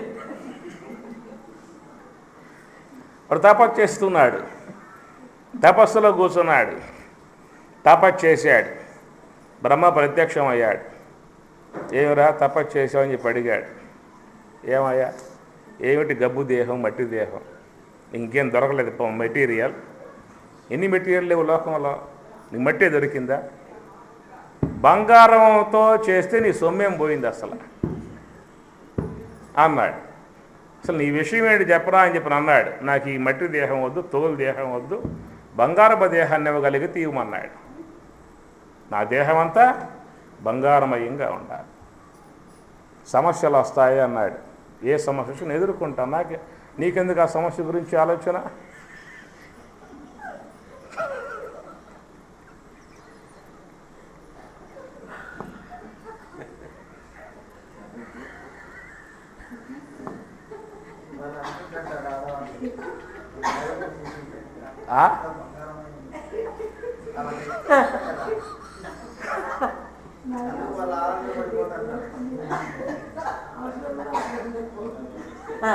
కోశ సమస్య వస్తుంది ఇప్పుడుగా బంగారం దేహం ఇస్తే. సరే, వాడు కోరుకున్నాడు, తపస్సు చేశాడుగా, వాడు కోరుకున్నాడు. తదాస్తు, నీ దేహం మొత్తం బంగారం ఇచ్చేశాడు. అటు దేహాన్ని చూసుకున్నాడు, దగదగా మెరుస్తూ ఉన్నది. ఎంత కాంతి, బంగారపు కాంతి. ఆ విధంగా మరి బ్రహ్మ ద్వారా ఆ యొక్క స్వర్ణమయ విగ్రహం, బంగారపు విగ్రహం, బంగారపు దేహాన్ని పొంది పరమానందంతో వాడు వస్తూ ఉంటే, గ్రామంలో వస్తూ ఉంటే అందరూ వాడి వంగ చూస్తుంది.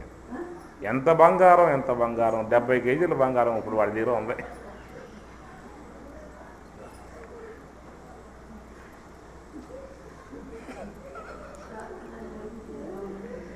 పరమానందంతో వాడు ఇంటికి వచ్చేసాడు.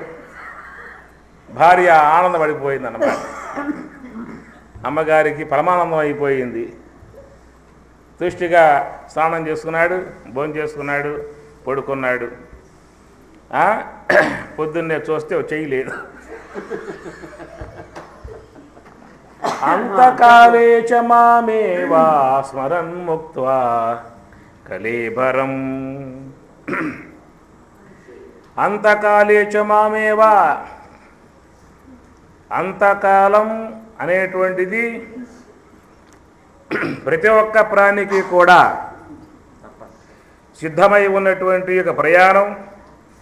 యహ మాం స్మరన్, మాం ఏవా స్మరన్ ముక్త్వా కళేబరం, నన్ను స్మరిస్తూ దేహమును వదిలినట్లయితే, యహ ఎవడో ప్రయాతి మద్భావం యాతి నాస్తి అత్ర సంశయ, అతడు నన్నే పొందుతాడు.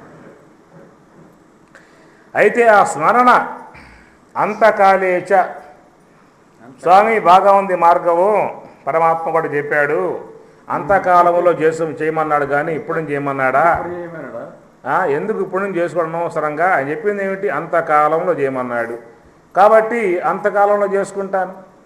ఇప్పటి నుంచి ఉపదేశాలు పొంది రోజువారీ కూర్చుని జపమాల తిప్పి జపాలు చేసి ధ్యానం చేసి శ్వాసపై మనసు పెట్టి నిలబడలేదు బాధపడి అన్ని గొడవలు ఎందుకు నాకు?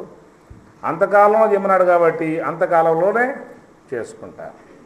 కాదు, అంతకాలేచ, అంతకాలమునందు కూడా, ప్రయాణ కాలములో కూడా మనస్సు అనేటువంటి దానిని శ్వాస మీద పెట్టాలి, ధ్యానములో ఉండాలి. ధ్యానములో పైనుంచి దేహం సాలిస్తేనే నీకు మాం ఏవా, అతడు నన్నే పొందుతాడు.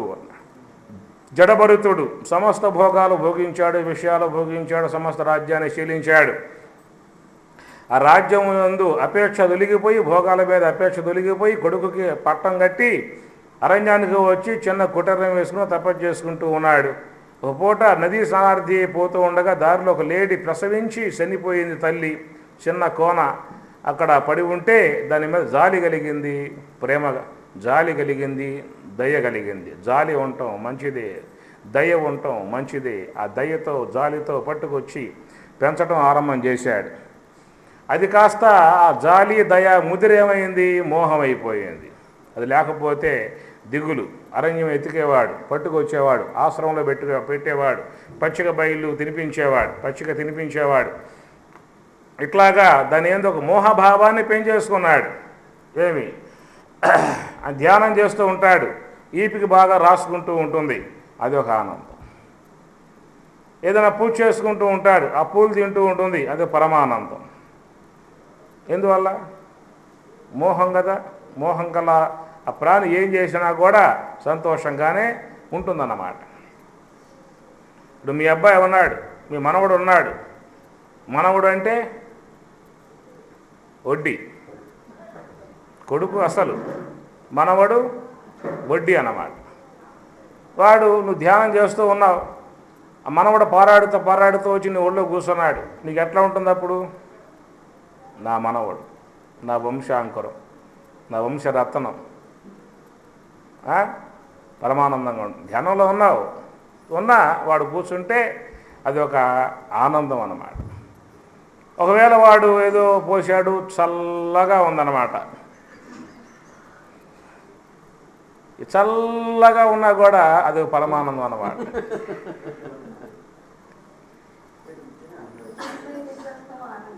ఒకవేళ రెంట్కి వేసాడు అనుకో, ఏదో స్మెల్ అయినా పర్వాలా, మా వంశం, మా మూలం ఈడే. అదే పక్కింటి పిల్లగాడు పారాడుతూ వచ్చి ఒళ్ళో కూర్చుంటే ఒక దానిలో మోహం అన్నమాట. ఆ మోహం జీవుల్ని బంధిస్తుంది. మోహం అంతా ఉంటుంది. మోహసోహంబులకు మోహసోహం కృతం రాయలా పృథివీ స్థానం అన్నారు. మోహసోహంబులకు పృథివీ స్థానం. అట్లాగా మరి ఆ లేడీ మీద మోహాన్ని పెంచుకున్నాడు. మరణశయ్య మీద ఉన్నాడు. ప్రాణవాయువులు మృత్యువు కబలిస్తూ ఉన్నది. ఆ సందర్భంలో మరి ఆ లేడీ వచ్చి దీనంగా ఆయన్ని మనస్సులో నిలబడిందన్నమాట. మనస్సులో స్మరణ వచ్చింది, అరే చనిపోతూ ఉన్నానే, చనిపోయిన తర్వాత లేడి గతి ఏమిటి, ఒంటరి అయిపోతుంది, సాధు జంతువు, ఇక్కడ మృగాలు ఉన్నాయి, తినేస్తాయేమో, చంపేస్తాయేమో, దీని రక్షణ ఎవరు, ఇంతకాలం కాపాడాను, ఇక తర్వాత దీని రక్షణ ఎవరు వహిస్తారు అనే విధానంగా ఆ లేడీ స్మరిస్తూ, ఆ లేడీ రూపాన్ని చూస్తూ అట్లాగే దేహం సాలించేస్తే ఏమైంది పరిస్థితి? ఏమైంది? లేడై పుట్టాడు. జడభరతుడు చూడ భాగవతంలో జడభరతుడు మరణ సమయంలో ఆ విధంగా స్మరిస్తూ దేహం సాలిస్తే తిరిగి మరలా లేడై పుట్టాడన్నారు. మరి ఆయన సమస్త రాజ్యాన్ని వదిలిపెట్టాడు, సమస్త భోగాలను వదిలిపెట్టాడు, ఒంటరిగా అరణ్యంలో తపస్సు చేసుకుంటూ ఉన్నాడు. అరణ్యం అది జనసమర్థం కాదు, అరణ్యములో ఒంటరిగా తపస్సు చేసుకుంటూ ధ్యానం చేసుకుంటూ ఏదో ప్రశాంతంగా ఉన్నటువంటి వాడికి చిన్న లేడి దొరకటంతో, ఆ చిన్న లేడి మీద మోహాన్ని పెంచుకోవటంతో మరి లేడై పుట్టాడే. మరి ఇంత నగరంలో ఉన్నాం, ఇన్ని భోగభాగ్య వస్తువుల్లో ఉన్నాం, ఇన్ని సంసార వస్తువుల్లో ఉన్నాం, ఈ కల్పనా సంబంధ మాయా వస్తువుల్లో ఉన్నాం, ధనకనక వస్తువుల యొక్క మధ్యలో ఉన్నాం. ఇప్పుడు మన పరిస్థితి ఏమిటి? అసలు అరణ్యంలో ఉన్నవాడికి ఆ పరిస్థితి వస్తే ఇంత జనారణ్యంలో ఉన్నటువంటి మన పరిస్థితి ఏమిటి? చుట్టూ పెట్టుకున్న మొల చుట్టూ కట్టుకున్నావు తాళాజీలన్నీ కూడా, అన్ని బీరువా తాళాజీలన్నీ కూడా మొల చుట్టూ ఉన్నాయన్నమాట. ఇప్పుడు మన పరిస్థితి ఏమిటి?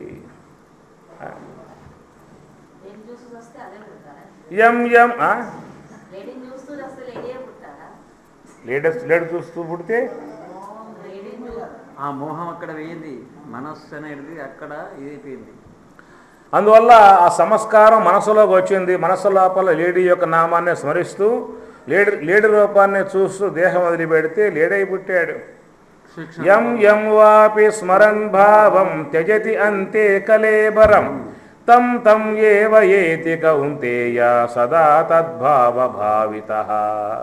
ఆ భాగవతంలో చెప్పినటువంటి యొక్క మాటనే ఇక్కడ పరమాత్మ శ్లోక రూపంగా చెప్పుకొస్తూ ఉన్నాడు. యం వాపి స్మరన్ భావం ఏ స్మరణ చేస్తూ కలేబరం త్యజతి, దేహం వదులుతూ ఉన్నావు, తం తం ఏవ ఏతి, తం దానినే ఏతి పొందుతావన్నాడు. మనస్సులో ఏ స్మరణ చేస్తూ దేహం సారిస్తామో తిరిగి మరలా అదే అయి పుడతావు అని శ్లోకం చెబుతుంది. అంతే. అది ఎంతవరకు వాస్తవం అవాస్తవం అనే విషయాలు మన నిత్య జీవితంలో చూసుకోవాల్సి ఉంటుంది. పోతాంక ఏదో పూట ఆ పోయిన తర్వాత ఏమొస్తుందో మనకి అర్థమవుతాయిక, ప్రత్యక్షానుభవంగా చూసుకోవచ్చుగా. యం వాపి స్మరన్ భావం త్యజతి అంతే కలేబరం. ఈ శ్లోకానికి గండి క్షేత్రస్వామి గారు అర్థం రాస్తూ ఏమన్నాడంటే, ఏ ఖబర్దారు జాగ్రత్త. శ్లోకం చూసుకోండి, స్వామి చెప్పాడు, ఖబర్దారు జాగ్రత్త. జీవితంలో డబ్బే జబ్బు కాబట్టి మరణ సమయంలో డబ్బు అంటే పోయావనుకో, స్టేట్ బ్యాంకులు ఎన్న పెట్లు అయిపడతావని చెప్పి అన్నాడు. పోయేటప్పుడు డబ్బు అంటే పోయాడనుకో, స్టేట్ బ్యాంకు, సిండికేట్ బ్యాంకులు ఉన్నాయి కదా, వరల బ్యాంకులు, స్విచ్ బ్యాంకులు కొన్ని ఉన్నాయన్నమాట, పెద్ద పెద్ద బ్యాంకులు, ఎనపెట్లు అయిపడతావని చెప్పి అంటాడు చమత్కారంగా. తస్మాత్ సర్వేషు కాలేషు మాం అనుస్మరయుధ్య చ మయ్యర్పిత మనోబుద్ధి మాం ఏవ ఏష్యసి అసంశయః. తస్మాత్ సర్వేషు కాలేషు మాం అనుస్మర అన్నాడు.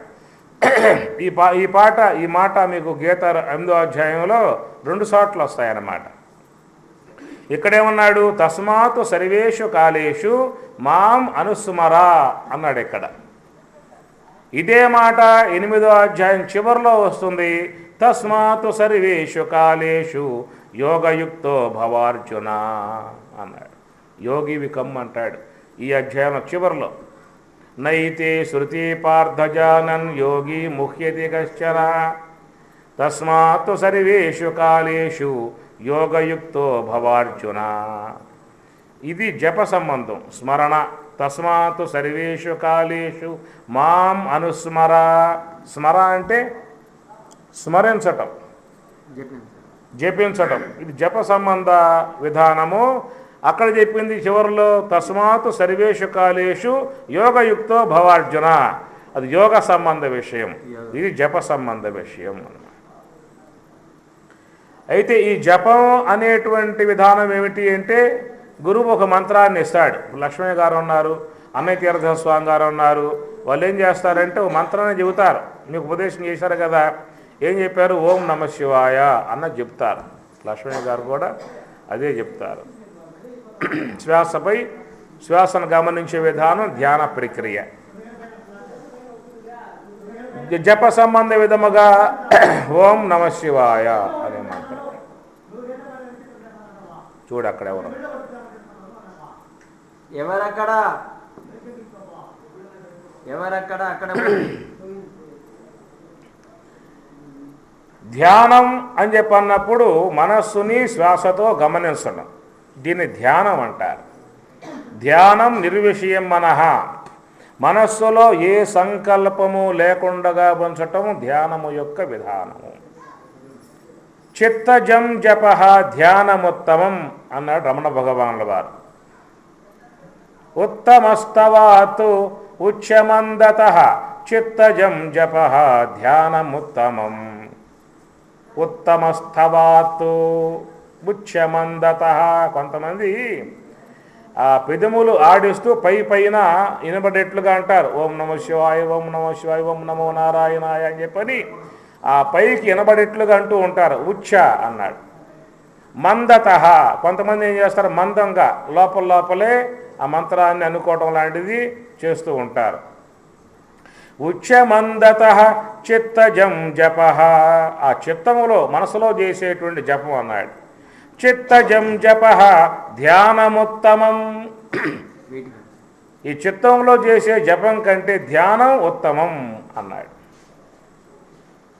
పూజకోటి సమం స్తోత్రం, స్తోత్రకోటి సమో జప, జపకోటి సమం ధ్యానం, ధ్యానకోటి సమో లయ అని ఉత్తర గీతలో చెప్పేటువంటి మాట. సమోలయ అనగా 1,000 సార్లు నువ్వు పూజ చేస్తే ఏమిటో ఫలితము, ఒక్కసారి నువ్వు స్తోత్రం చేస్తే అంత ఫలితము అన్నాడు. 1,000,000 సార్లు స్తోత్రం చేస్తే ఎంత ఫలితమో నువ్వు మనస్సులో దానిని జపం చేస్తే మంత్రము అంత ఫలితం అన్నాడు. 1,000,000 సార్లు జపం చేస్తే ఎంత ఫలితమో ఒక్కసారి మనసును శ్వాస మీద పెట్టి ధ్యానం చేస్తే అంత ఫలితము అన్నాడు. 1,000,000 సార్లు ధ్యానంలో ఉంటే ఎంత ఫలితమో ఒక్కసారి బ్రహ్మంలో లీనమైపోతే అది పరిపూర్తి అన్నాడు. అందుచేత ఫైనల్ లాస్ట్ పాయింట్ ఏమిటి? బ్రహ్మములో లీనం కావటం, బ్రహ్మమునందు రమించటం, లయం. ఏమి అయితే అందరి యొక్క లక్ష్యం ఏంటంటే ఆ బ్రహ్మము యొక్క దివ్యతత్వానుభవాన్ని పొందేటువంటి యొక్క విధానం అందరిలో ఉన్నటువంటి అపేక్ష. బ్రహ్మమునందే దృష్టి పెట్టగలిగే సామర్థ్యమే ఉందనుకో, శ్వాసతో సంబంధం అవసరమా? బ్రహ్మముతో విలీనం కాగలిగి, బ్రహ్మములో రమ్మింపగలిగి, బ్రహ్మమునందే ఉండగలిగేటువంటి యొక్క సామర్థ్యమే ఉందనుకో, వాడికి శ్వాసతో పని అవసరమా? ఆ బ్రహ్మమునందు రమించేటువంటి యొక్క సామర్థ్యం లేదు కాబట్టి ఏం చేశావు? శ్వాసను పట్టుకున్నావు. కనుక ఆ శ్వాసతో ఉండి మనస్సుని ధ్యానము కొనసాగిస్తూ ఉన్నాం. అయితే మనసు అనేటువంటి యొక్క వస్తువు శ్వాసతో ఉండటం అని చెప్పనంటే అది ఎవరికి సాధ్యమవుతుంది? ఎవరి మనస్సు అయితే సాత్వికవంతమై ఉంటుందో, సాత్వికవంతమై ఉన్నటువంటి యొక్క మనస్సు గల వారికి మాత్రమే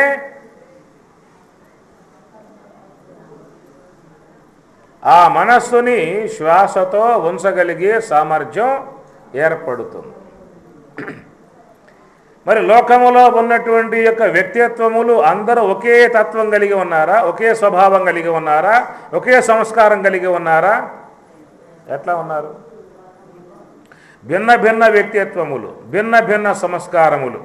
కొంతమంది అయితే పుణ్య సంస్కారంతో పుట్టుకతోనే వాళ్ళు వచ్చేస్తారు, పుణ్య సంస్కారంతో వచ్చేస్తారు. కొంతమంది అయితే అనేక జన్మలుగా అనేక కార్యములు చేసి, దుష్ట కార్యములు చేసి, తామసిక రాజసిక సంబంధ సంస్కారములతో వాళ్ళు వస్తారు. అందుచేత పుణ్య సంస్కారం గలవాడు ఎమ్మటే ఆ సాధన మార్గంలో ఉండి అట్లాగే వెళ్ళిపోతాడు. వాళ్ళ శ్రమ పెద్దగా శ్రమ అనేది ఉండదు. అన్నయ్య తీర్థ స్వాములు, లక్ష్మణార్యులు, వివేకానంద, రామతీర్థ, రమణ భగవానుడు, శుక భగవానుడు వీళ్ళందరూ కూడా పుట్టుకతోనే సంస్కారముతో పుట్టారు కాబట్టి అట్లా మనసును పెట్టారా అంటే ధ్యానంలో ఎమ్మటే వెళ్ళిపోతారు. చెప్తారు కదా స్వరాజ్య విషయంలో మరి లక్ష్మయ్య గారు జపం చేస్తూ ఉండేవాడు. ఆయన గారు జపం చేస్తూ ఉండేవాడు. గురువు గారు తటస్థించారు. ఏం చేస్తున్నావు నాయన అన్నారు. జపం చేస్తున్నా అని చెప్పి అన్నాడు.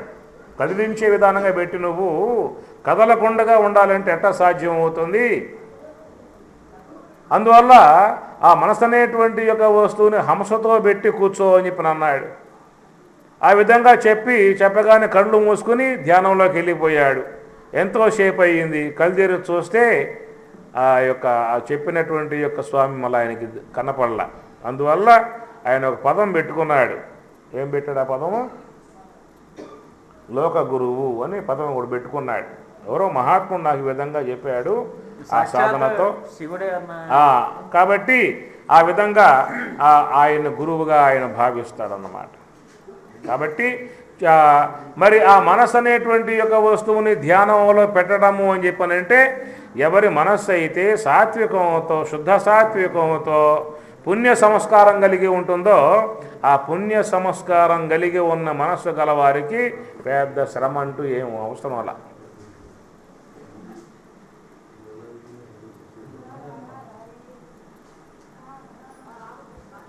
ఏం చెప్పాను?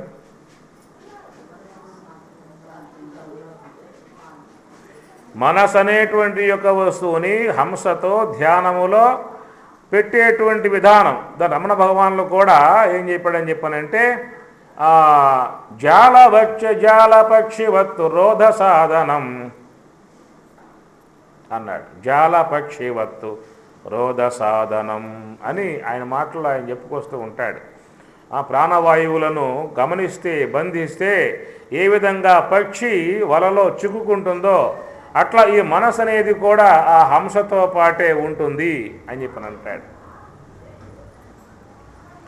కాబట్టి ధ్యానం ఉత్తమం. రమణ భగవానుడు చెప్పే మాటల్లో ఇదే వాస్తు ఎక్కువ శాతం దాంట్లో ఉపదేశారంలో పోగలిగితే ధ్యాన సంబంధ ప్రక్రియ ఆయన చెప్పుకొస్తాడు. ఇక్కడ కూడా ఈ మంత్రంలో కూడా ఉత్తమస్తవాత్ ఉచ్యమందత చిత్తజం జప ధ్యానం ఉత్తమం, ధ్యానం సర్వోత్తమం అన్నాడు.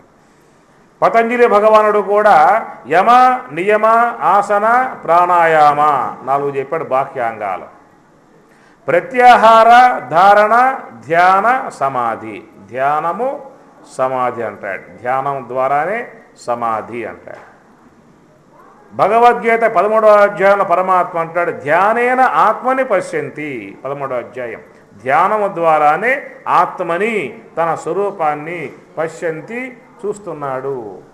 ధ్యానం దగ్గర మార్గం అని చెప్పని మనకి శాస్త్రాల్లో చెప్పేటువంటి మాట. అయితే ఆ ధ్యానం సర్వోత్తమమే. దాంట్లో ఉండలేక ఇబ్బంది పడే పరిస్థితి కూడా ఒకటి ఉన్నది. ధ్యానం చేస్తూ ఉన్నారు, ఇబ్బంది పడుతూ ఉన్నారు, మనస్సు అనేది నిలకడగా ఉండటం లేదు. ఆ ఉండకపోవటం వల్ల కారణాలు ఏమిటని చెప్పనంటే ఆహార పదార్థాల ప్రభావం కొంత ఉంటుంది. రెండవది మనస్సులో ఉన్నటువంటి యొక్క రాజసిక తామసిక సంబంధ సంస్కారముల ప్రభావము ఉంటుందన్నమాట. ఆ విధంగా మనసు నిలకడగా ఉండలేక నిద్రకు గురయ్యి ఆలోచనలకు గురయ్యి నానా ఇబ్బందులు పడేటువంటి వాళ్ళ విషయంలో చెప్పింది ఏమిటని చెప్పనంటే ఈ జపం. తస్మాత్ సర్వేషు కాలేషు మాం అనుస్మర యుధ్యచ. మాం తస్మాత్ సర్వేషు కాలేషు మాం అనుస్మర. ఈ అనుస్మర అనే పదం మాత్రం జపం యొక్క సంబంధం మాటే. తస్మాత్ సర్వేషు కాలేషు యోగయుక్తో భవార్జున అన్నమాట యోగం యొక్క సంబంధం మాట. ఇక్కడ తస్మాత్ సర్వేషు కాలేషు మాం అనుస్మర, నన్నే స్మరించు జపించు అన్న మాట వాడటంలో గల కొన్ని విషయాలు చెప్పుకొస్తాం మీకు ఇక్కడ. అయితే మన స్వరాజ్య విధానంలో మీకు జప సంబంధ ప్రక్రియ చెప్పేది ఉండదు. అయితే ఏదైనా ఒక క్రియ ఉందంటే ఆ క్రియ వల్ల కొన్ని ఉపయోగాలు ఉంటాయి. ఉపయోగాలు లేకుండా విశ్వంలో ఏది కూడా లేదు. దేనికి ఉండే ఉపయోగం దానికి ఉంటుంది. చిన్న బులుబు చేసే పని చిన్న బులుబు చేస్తుంది, పెద్ద బులుబు చేసే పని పెద్ద బులుబు చేస్తుంది. దేనికి ఉండే కాంతి దానికి ఉంటుంది, దేనికి ఉండే ఉపయోగం దానికి ఉంటుంది. అట్లాగా అన్నప్పుడు మన మనస్సులో ఒక జప ప్రక్రియ జరుగుతూ ఉన్నది. ఏదా ఆ జప ప్రక్రియ అంటే మనసు చేసుకునేటువంటి ఆలోచన పరంపర విధానం. అది మనస్సుకు సంబంధించి ఉన్న జపం. అది చేస్తుంది మనస్సు, మనకంటే గొప్పగా చేస్తుంది. నువ్వు ఒకవేళ చేస్తే ఎప్పుడు చేస్తావు? పొద్దున్న స్నానం చేసిన తర్వాత పూజ మందిరంలో కూర్చొని మాల తీసుకుని దాన్ని తిప్పటం ఆరంభం చేస్తావు, జపం ఆరంభం చేస్తావు. కొద్ది లెక్క పోగానే కొలికిపోసా కొలికిపోసా కొలికిపోసా అని చెప్పని ఆరంభం చేస్తావు. ఈ నామం పోతుంది. ఎందుకు అయ్యవారు కేకలు వేస్తున్నాడు టిప్పునో టిప్పునో టిప్పునో, పిల్లలు కేకలు వేస్తున్నారు టిప్పునో టిప్పునో టిప్పునో అని చెప్పని. ఇవేం చేస్తుంది? ఇక అది తిప్పాలి. కొలికిపోస రాదే లేకొట్టడానికి వీలు లేదు. ఈ నామం కాస్త కొట్టుకుపోతుంది. రావే కొలికిపోసా రావే కొలికిపోసా, నేను బయటికి పో అంతే మరి. కాబట్టి జప విషయంలో కొలికిపోస అవసరం లేదని చెప్పని ఇక్కడ చెప్పేది. తస్మాత్ సర్వేషు కాలేషు మాం అనుస్మర. ఇక్కడ ఉన్న విధానం ఏంటంటే నువ్వు నిత్య జీవితంలో నీ మనసు అనేటువంటి యొక్క వస్తువు ఒక ఆలోచన పరంపర ప్రవాహంలో అది ఎప్పుడు కొట్టుకుపోతూ ఉన్నది. నువ్వు ఆ ఆలోచన పరంపర ప్రవాహాన్ని అడ్డుకోవాలంటే నువ్వు ఒక పుల్ల పడేయాలి అక్కడ. ఏమిటా పుల్ల అంటే ఒక నామం. నువ్వు పెట్టావనుకో ఈ ప్రవాహం ఉండదు, అదే ఉంటుంది. నువ్వు పెట్టావనుకో ఒక నామాన్ని, అదేమవుతుంది? అనేక ఉన్న సంకల్పాలన్నీ కూడా ఉండవు, ఒక్కటి ఉంటుందన్నమాట. ఒక్క సంకల్పంతో అనేక సంకల్పాలని జయించటం అని అర్థం. ధ్యానంలో ఉంటే సర్వోత్తమమే. ఎన్ని అవసరంలో నీకు అసలు బ్రహ్మంలో లీనమయ్యే విధానమే ఉంటే ఎన్ని అవసరం లేక నీకు. అది లేక ఇది పెట్టుకుంది శ్వాసపై ధ్యాస అని చెప్పని, ఇది ఉండలేక ఇది పెట్టుకున్నావు. ఇప్పుడు లేకపోతే ఏమవుతుంది, స్వామి మా వల్ల అయ్యే పని కాదు, ఇదంతా కూడా మీకో దండం, నా సాపకో దండం, నాకు ఈ ధ్యాన ప్రక్రియ గురించి చెప్పవద్దు, నేను అనవద్దు, నేను చేయలేనప్పుడు నేనేం చేస్తాను, ఇంకా నువ్వు చెప్పే లాభమేమో నేను చేసే లాభమేమో అని ధ్యానం చేయలేక, మనసుతో పోరాటం చేయలేక దాంట్లో కూర్చోగానే నిద్ర వస్తుంది. నిద్ర వస్తుంది కదా అని పోయి పడుకుంటే నిద్ర పట్టి సావదు, మళ్ళా వచ్చి కూర్చో అది వస్తుంది, మళ్ళా పోయి పడుకో అది వచ్చి సావదు. ఏమిటి కర్మ? అందువల్ల ధ్యాన విషయంలో చాలామంది ఇబ్బంది పడే పరిస్థితి ఉన్నది. కాబట్టి మనుష్యానాం సహస్రేషు కశ్చిత్ యతతి సిద్ధయే యతతామపి సిద్ధానాం కశ్చిత్ మాం వేత్తి తత్వతః. మనుష్యానాం సహస్రేషు అనేక వేల మంది ఉపదేశాలు పొందితే అనేక వేల మందిలో ఏ ఒకానొకడో గురువు గారు అమ్మటే వాడు బయలుదేరతాడు. మిగతా బృందం అంతా ఏమైంది? అడ్రస్సులు లేదు. ఇంతకుముందు వచ్చినప్పుడు హాలు మొత్తం నిండిపోయేది, తొలిలో వచ్చినప్పుడు హాలు మొత్తం నిండిపోయేది. రాను రాను రాను రాను ఏమైపోయింది? పలసపడతా ఉన్న మజ్జిగలాగా. ఇంకా కొద్ది కాలం పోయిన తర్వాత లక్ష్మీ అమ్మగారును ఇంకా అమ్మగారు అంటే ఇద్దరే వస్తారేమో అర్థం కావట్లా. ఉన్న పరిస్థితి స్వామి చెప్పేశాడు, మనుష్యానాం సహస్రేషు, నువ్వు ధ్యానం చేయలేకపోతూ ఉన్నావు అని చెప్పాలన్నావు. కాబట్టి నువ్వు వదిలిపెట్టవద్దు. ఇంకా నీకు సులభంగా ఉండే ప్రక్రియ ఒకటి ఉన్నది, దాన్ని జపము. స్వరాజ్యాశ్రమంలో దీని విషయం యొక్క ప్రస్తావన మనకి రాదు ఒకటి. అయితే శాస్త్రపరంగా ఒక మాట వచ్చింది కాబట్టి దానివల్ల ఏమైనా ఉపయోగాలు ఉన్నాయా అనే అంశం మీద మీకు చెప్పుకొస్తూ ఉన్నా. కాబట్టి ఏంటంటే ధ్యానమా చేయలేకపోతున్నా, వదిలిపెట్టి పక్కన కూర్చున్నా. కానీ ఏం చేస్తున్నాం అక్కడ? మనసు అనేటువంటి యొక్క వస్తువులో పుట్టేటువంటి యొక్క ఆలోచన ప్రవాహంలో కొట్టుకుపోయేదిగా పెట్టుకున్నా. ఆ మనసులో పుట్టేటువంటి యొక్క ఆలోచన సంబంధ ప్రవాహంలో కొట్టుకుపోయేదానికంటే నువ్వు ఒక సంకల్పం పెట్టుకోవయా. అనేక సంకల్పాలతో ఉండటం కంటే ఒక సంకల్పంతో ఉండటం ఉత్తమం కదా అని చెప్పి అన్నాడు ఇక్కడ. అనేక సంకల్ప ప్రవాహంతో ఉండటం కంటే ఒక్క సంకల్పంతో ఉండటం ఉత్తమం కదా. ఆ యొక్క నువ్వు నిత్య జీవితంలో శ్వాసను గమనిస్తూ ఆసీనోవా శయానోవా గచ్చన్ తిష్టన్ అబ్జర్వడు, ఈ గమనిక యోగి వాడుకుంటుంది. నిరంతరముగా ధ్యానములో ఉంటాడు. అది అభ్యాస బలం వల్ల వస్తుంది. కానీ నీవు ఉన్నది నిత్య జీవితంలో జపం చేసుకోవచ్చు. ఎందుకంటే అనేక ఆలోచన పుంఖానుపుంఖాలుగా ఆ ప్రవాహంలో పడిపోయే దానికంటే ఈ ఒక్కదానిని చేయటంతో దానికంటే ఉత్తమం అనేదిగా మనం భావించాల్సి ఉంటుంది. నేను చెప్తున్న విషయం అంతవరకు మళ్ళీ నా మీదకి స్వామిగారు చెప్పలేదు, స్వరాజ్యాస్త్రంలో ఈ విషయం లేదు, మీరు చెబుతున్నారే అన్న కోవలకు బోమాకండి. ఒక విషయం ఉన్నదంటే దాంట్లో ప్రయోజనాత్మకంగా ఉందా అంటే పట్టుకోవచ్చు, తప్పేం లేదు. ఆ విధంగా అనేక ఆలోచనలతో ఉండటం కంటే ఒక్క ఆలోచనతో ఉన్నట్లయితే నువ్వు ధ్యానంలో ప్రవేశించే సమయానికి దాన్ని కూడా పక్కన పెట్టి నువ్వు ధ్యానంలోకి వెళ్ళిపోవచ్చు. తస్మాత్ సర్వేషు కాలేషు మాం అనుస్మరయుధ్య చ మయి అర్పిత మనోబుద్ధి ఉన్నదే. ఎప్పుడైతే ఆ మనస్సు అనేది ఆ విధంగా ఆ యొక్క జపం ద్వారా, జపతో నాస్తి పాతకం, జపం ద్వారా మనస్సుని శుద్ధం చేసుకున్నట్లయితే ఆ శుద్ధమగు మనస్సు శ్వాస మీద నిశ్చలంగా ఉంటుంది. ఆ శ్వాస మీద ఉన్నప్పుడు ఆ మనస్సు శుద్ధమై బుద్ధిగా మారుతుంది. ఆ మనస్సు బుద్ధిగా మారి ఆ బుద్ధి బ్రహ్మములో చేరిపోతుంది. మాం ఏవా ఏష్యసి, నువ్వు నన్నే పొందుతావు. నా సంశయ, దీని విషయంలో సంశయం అనేది లేదు.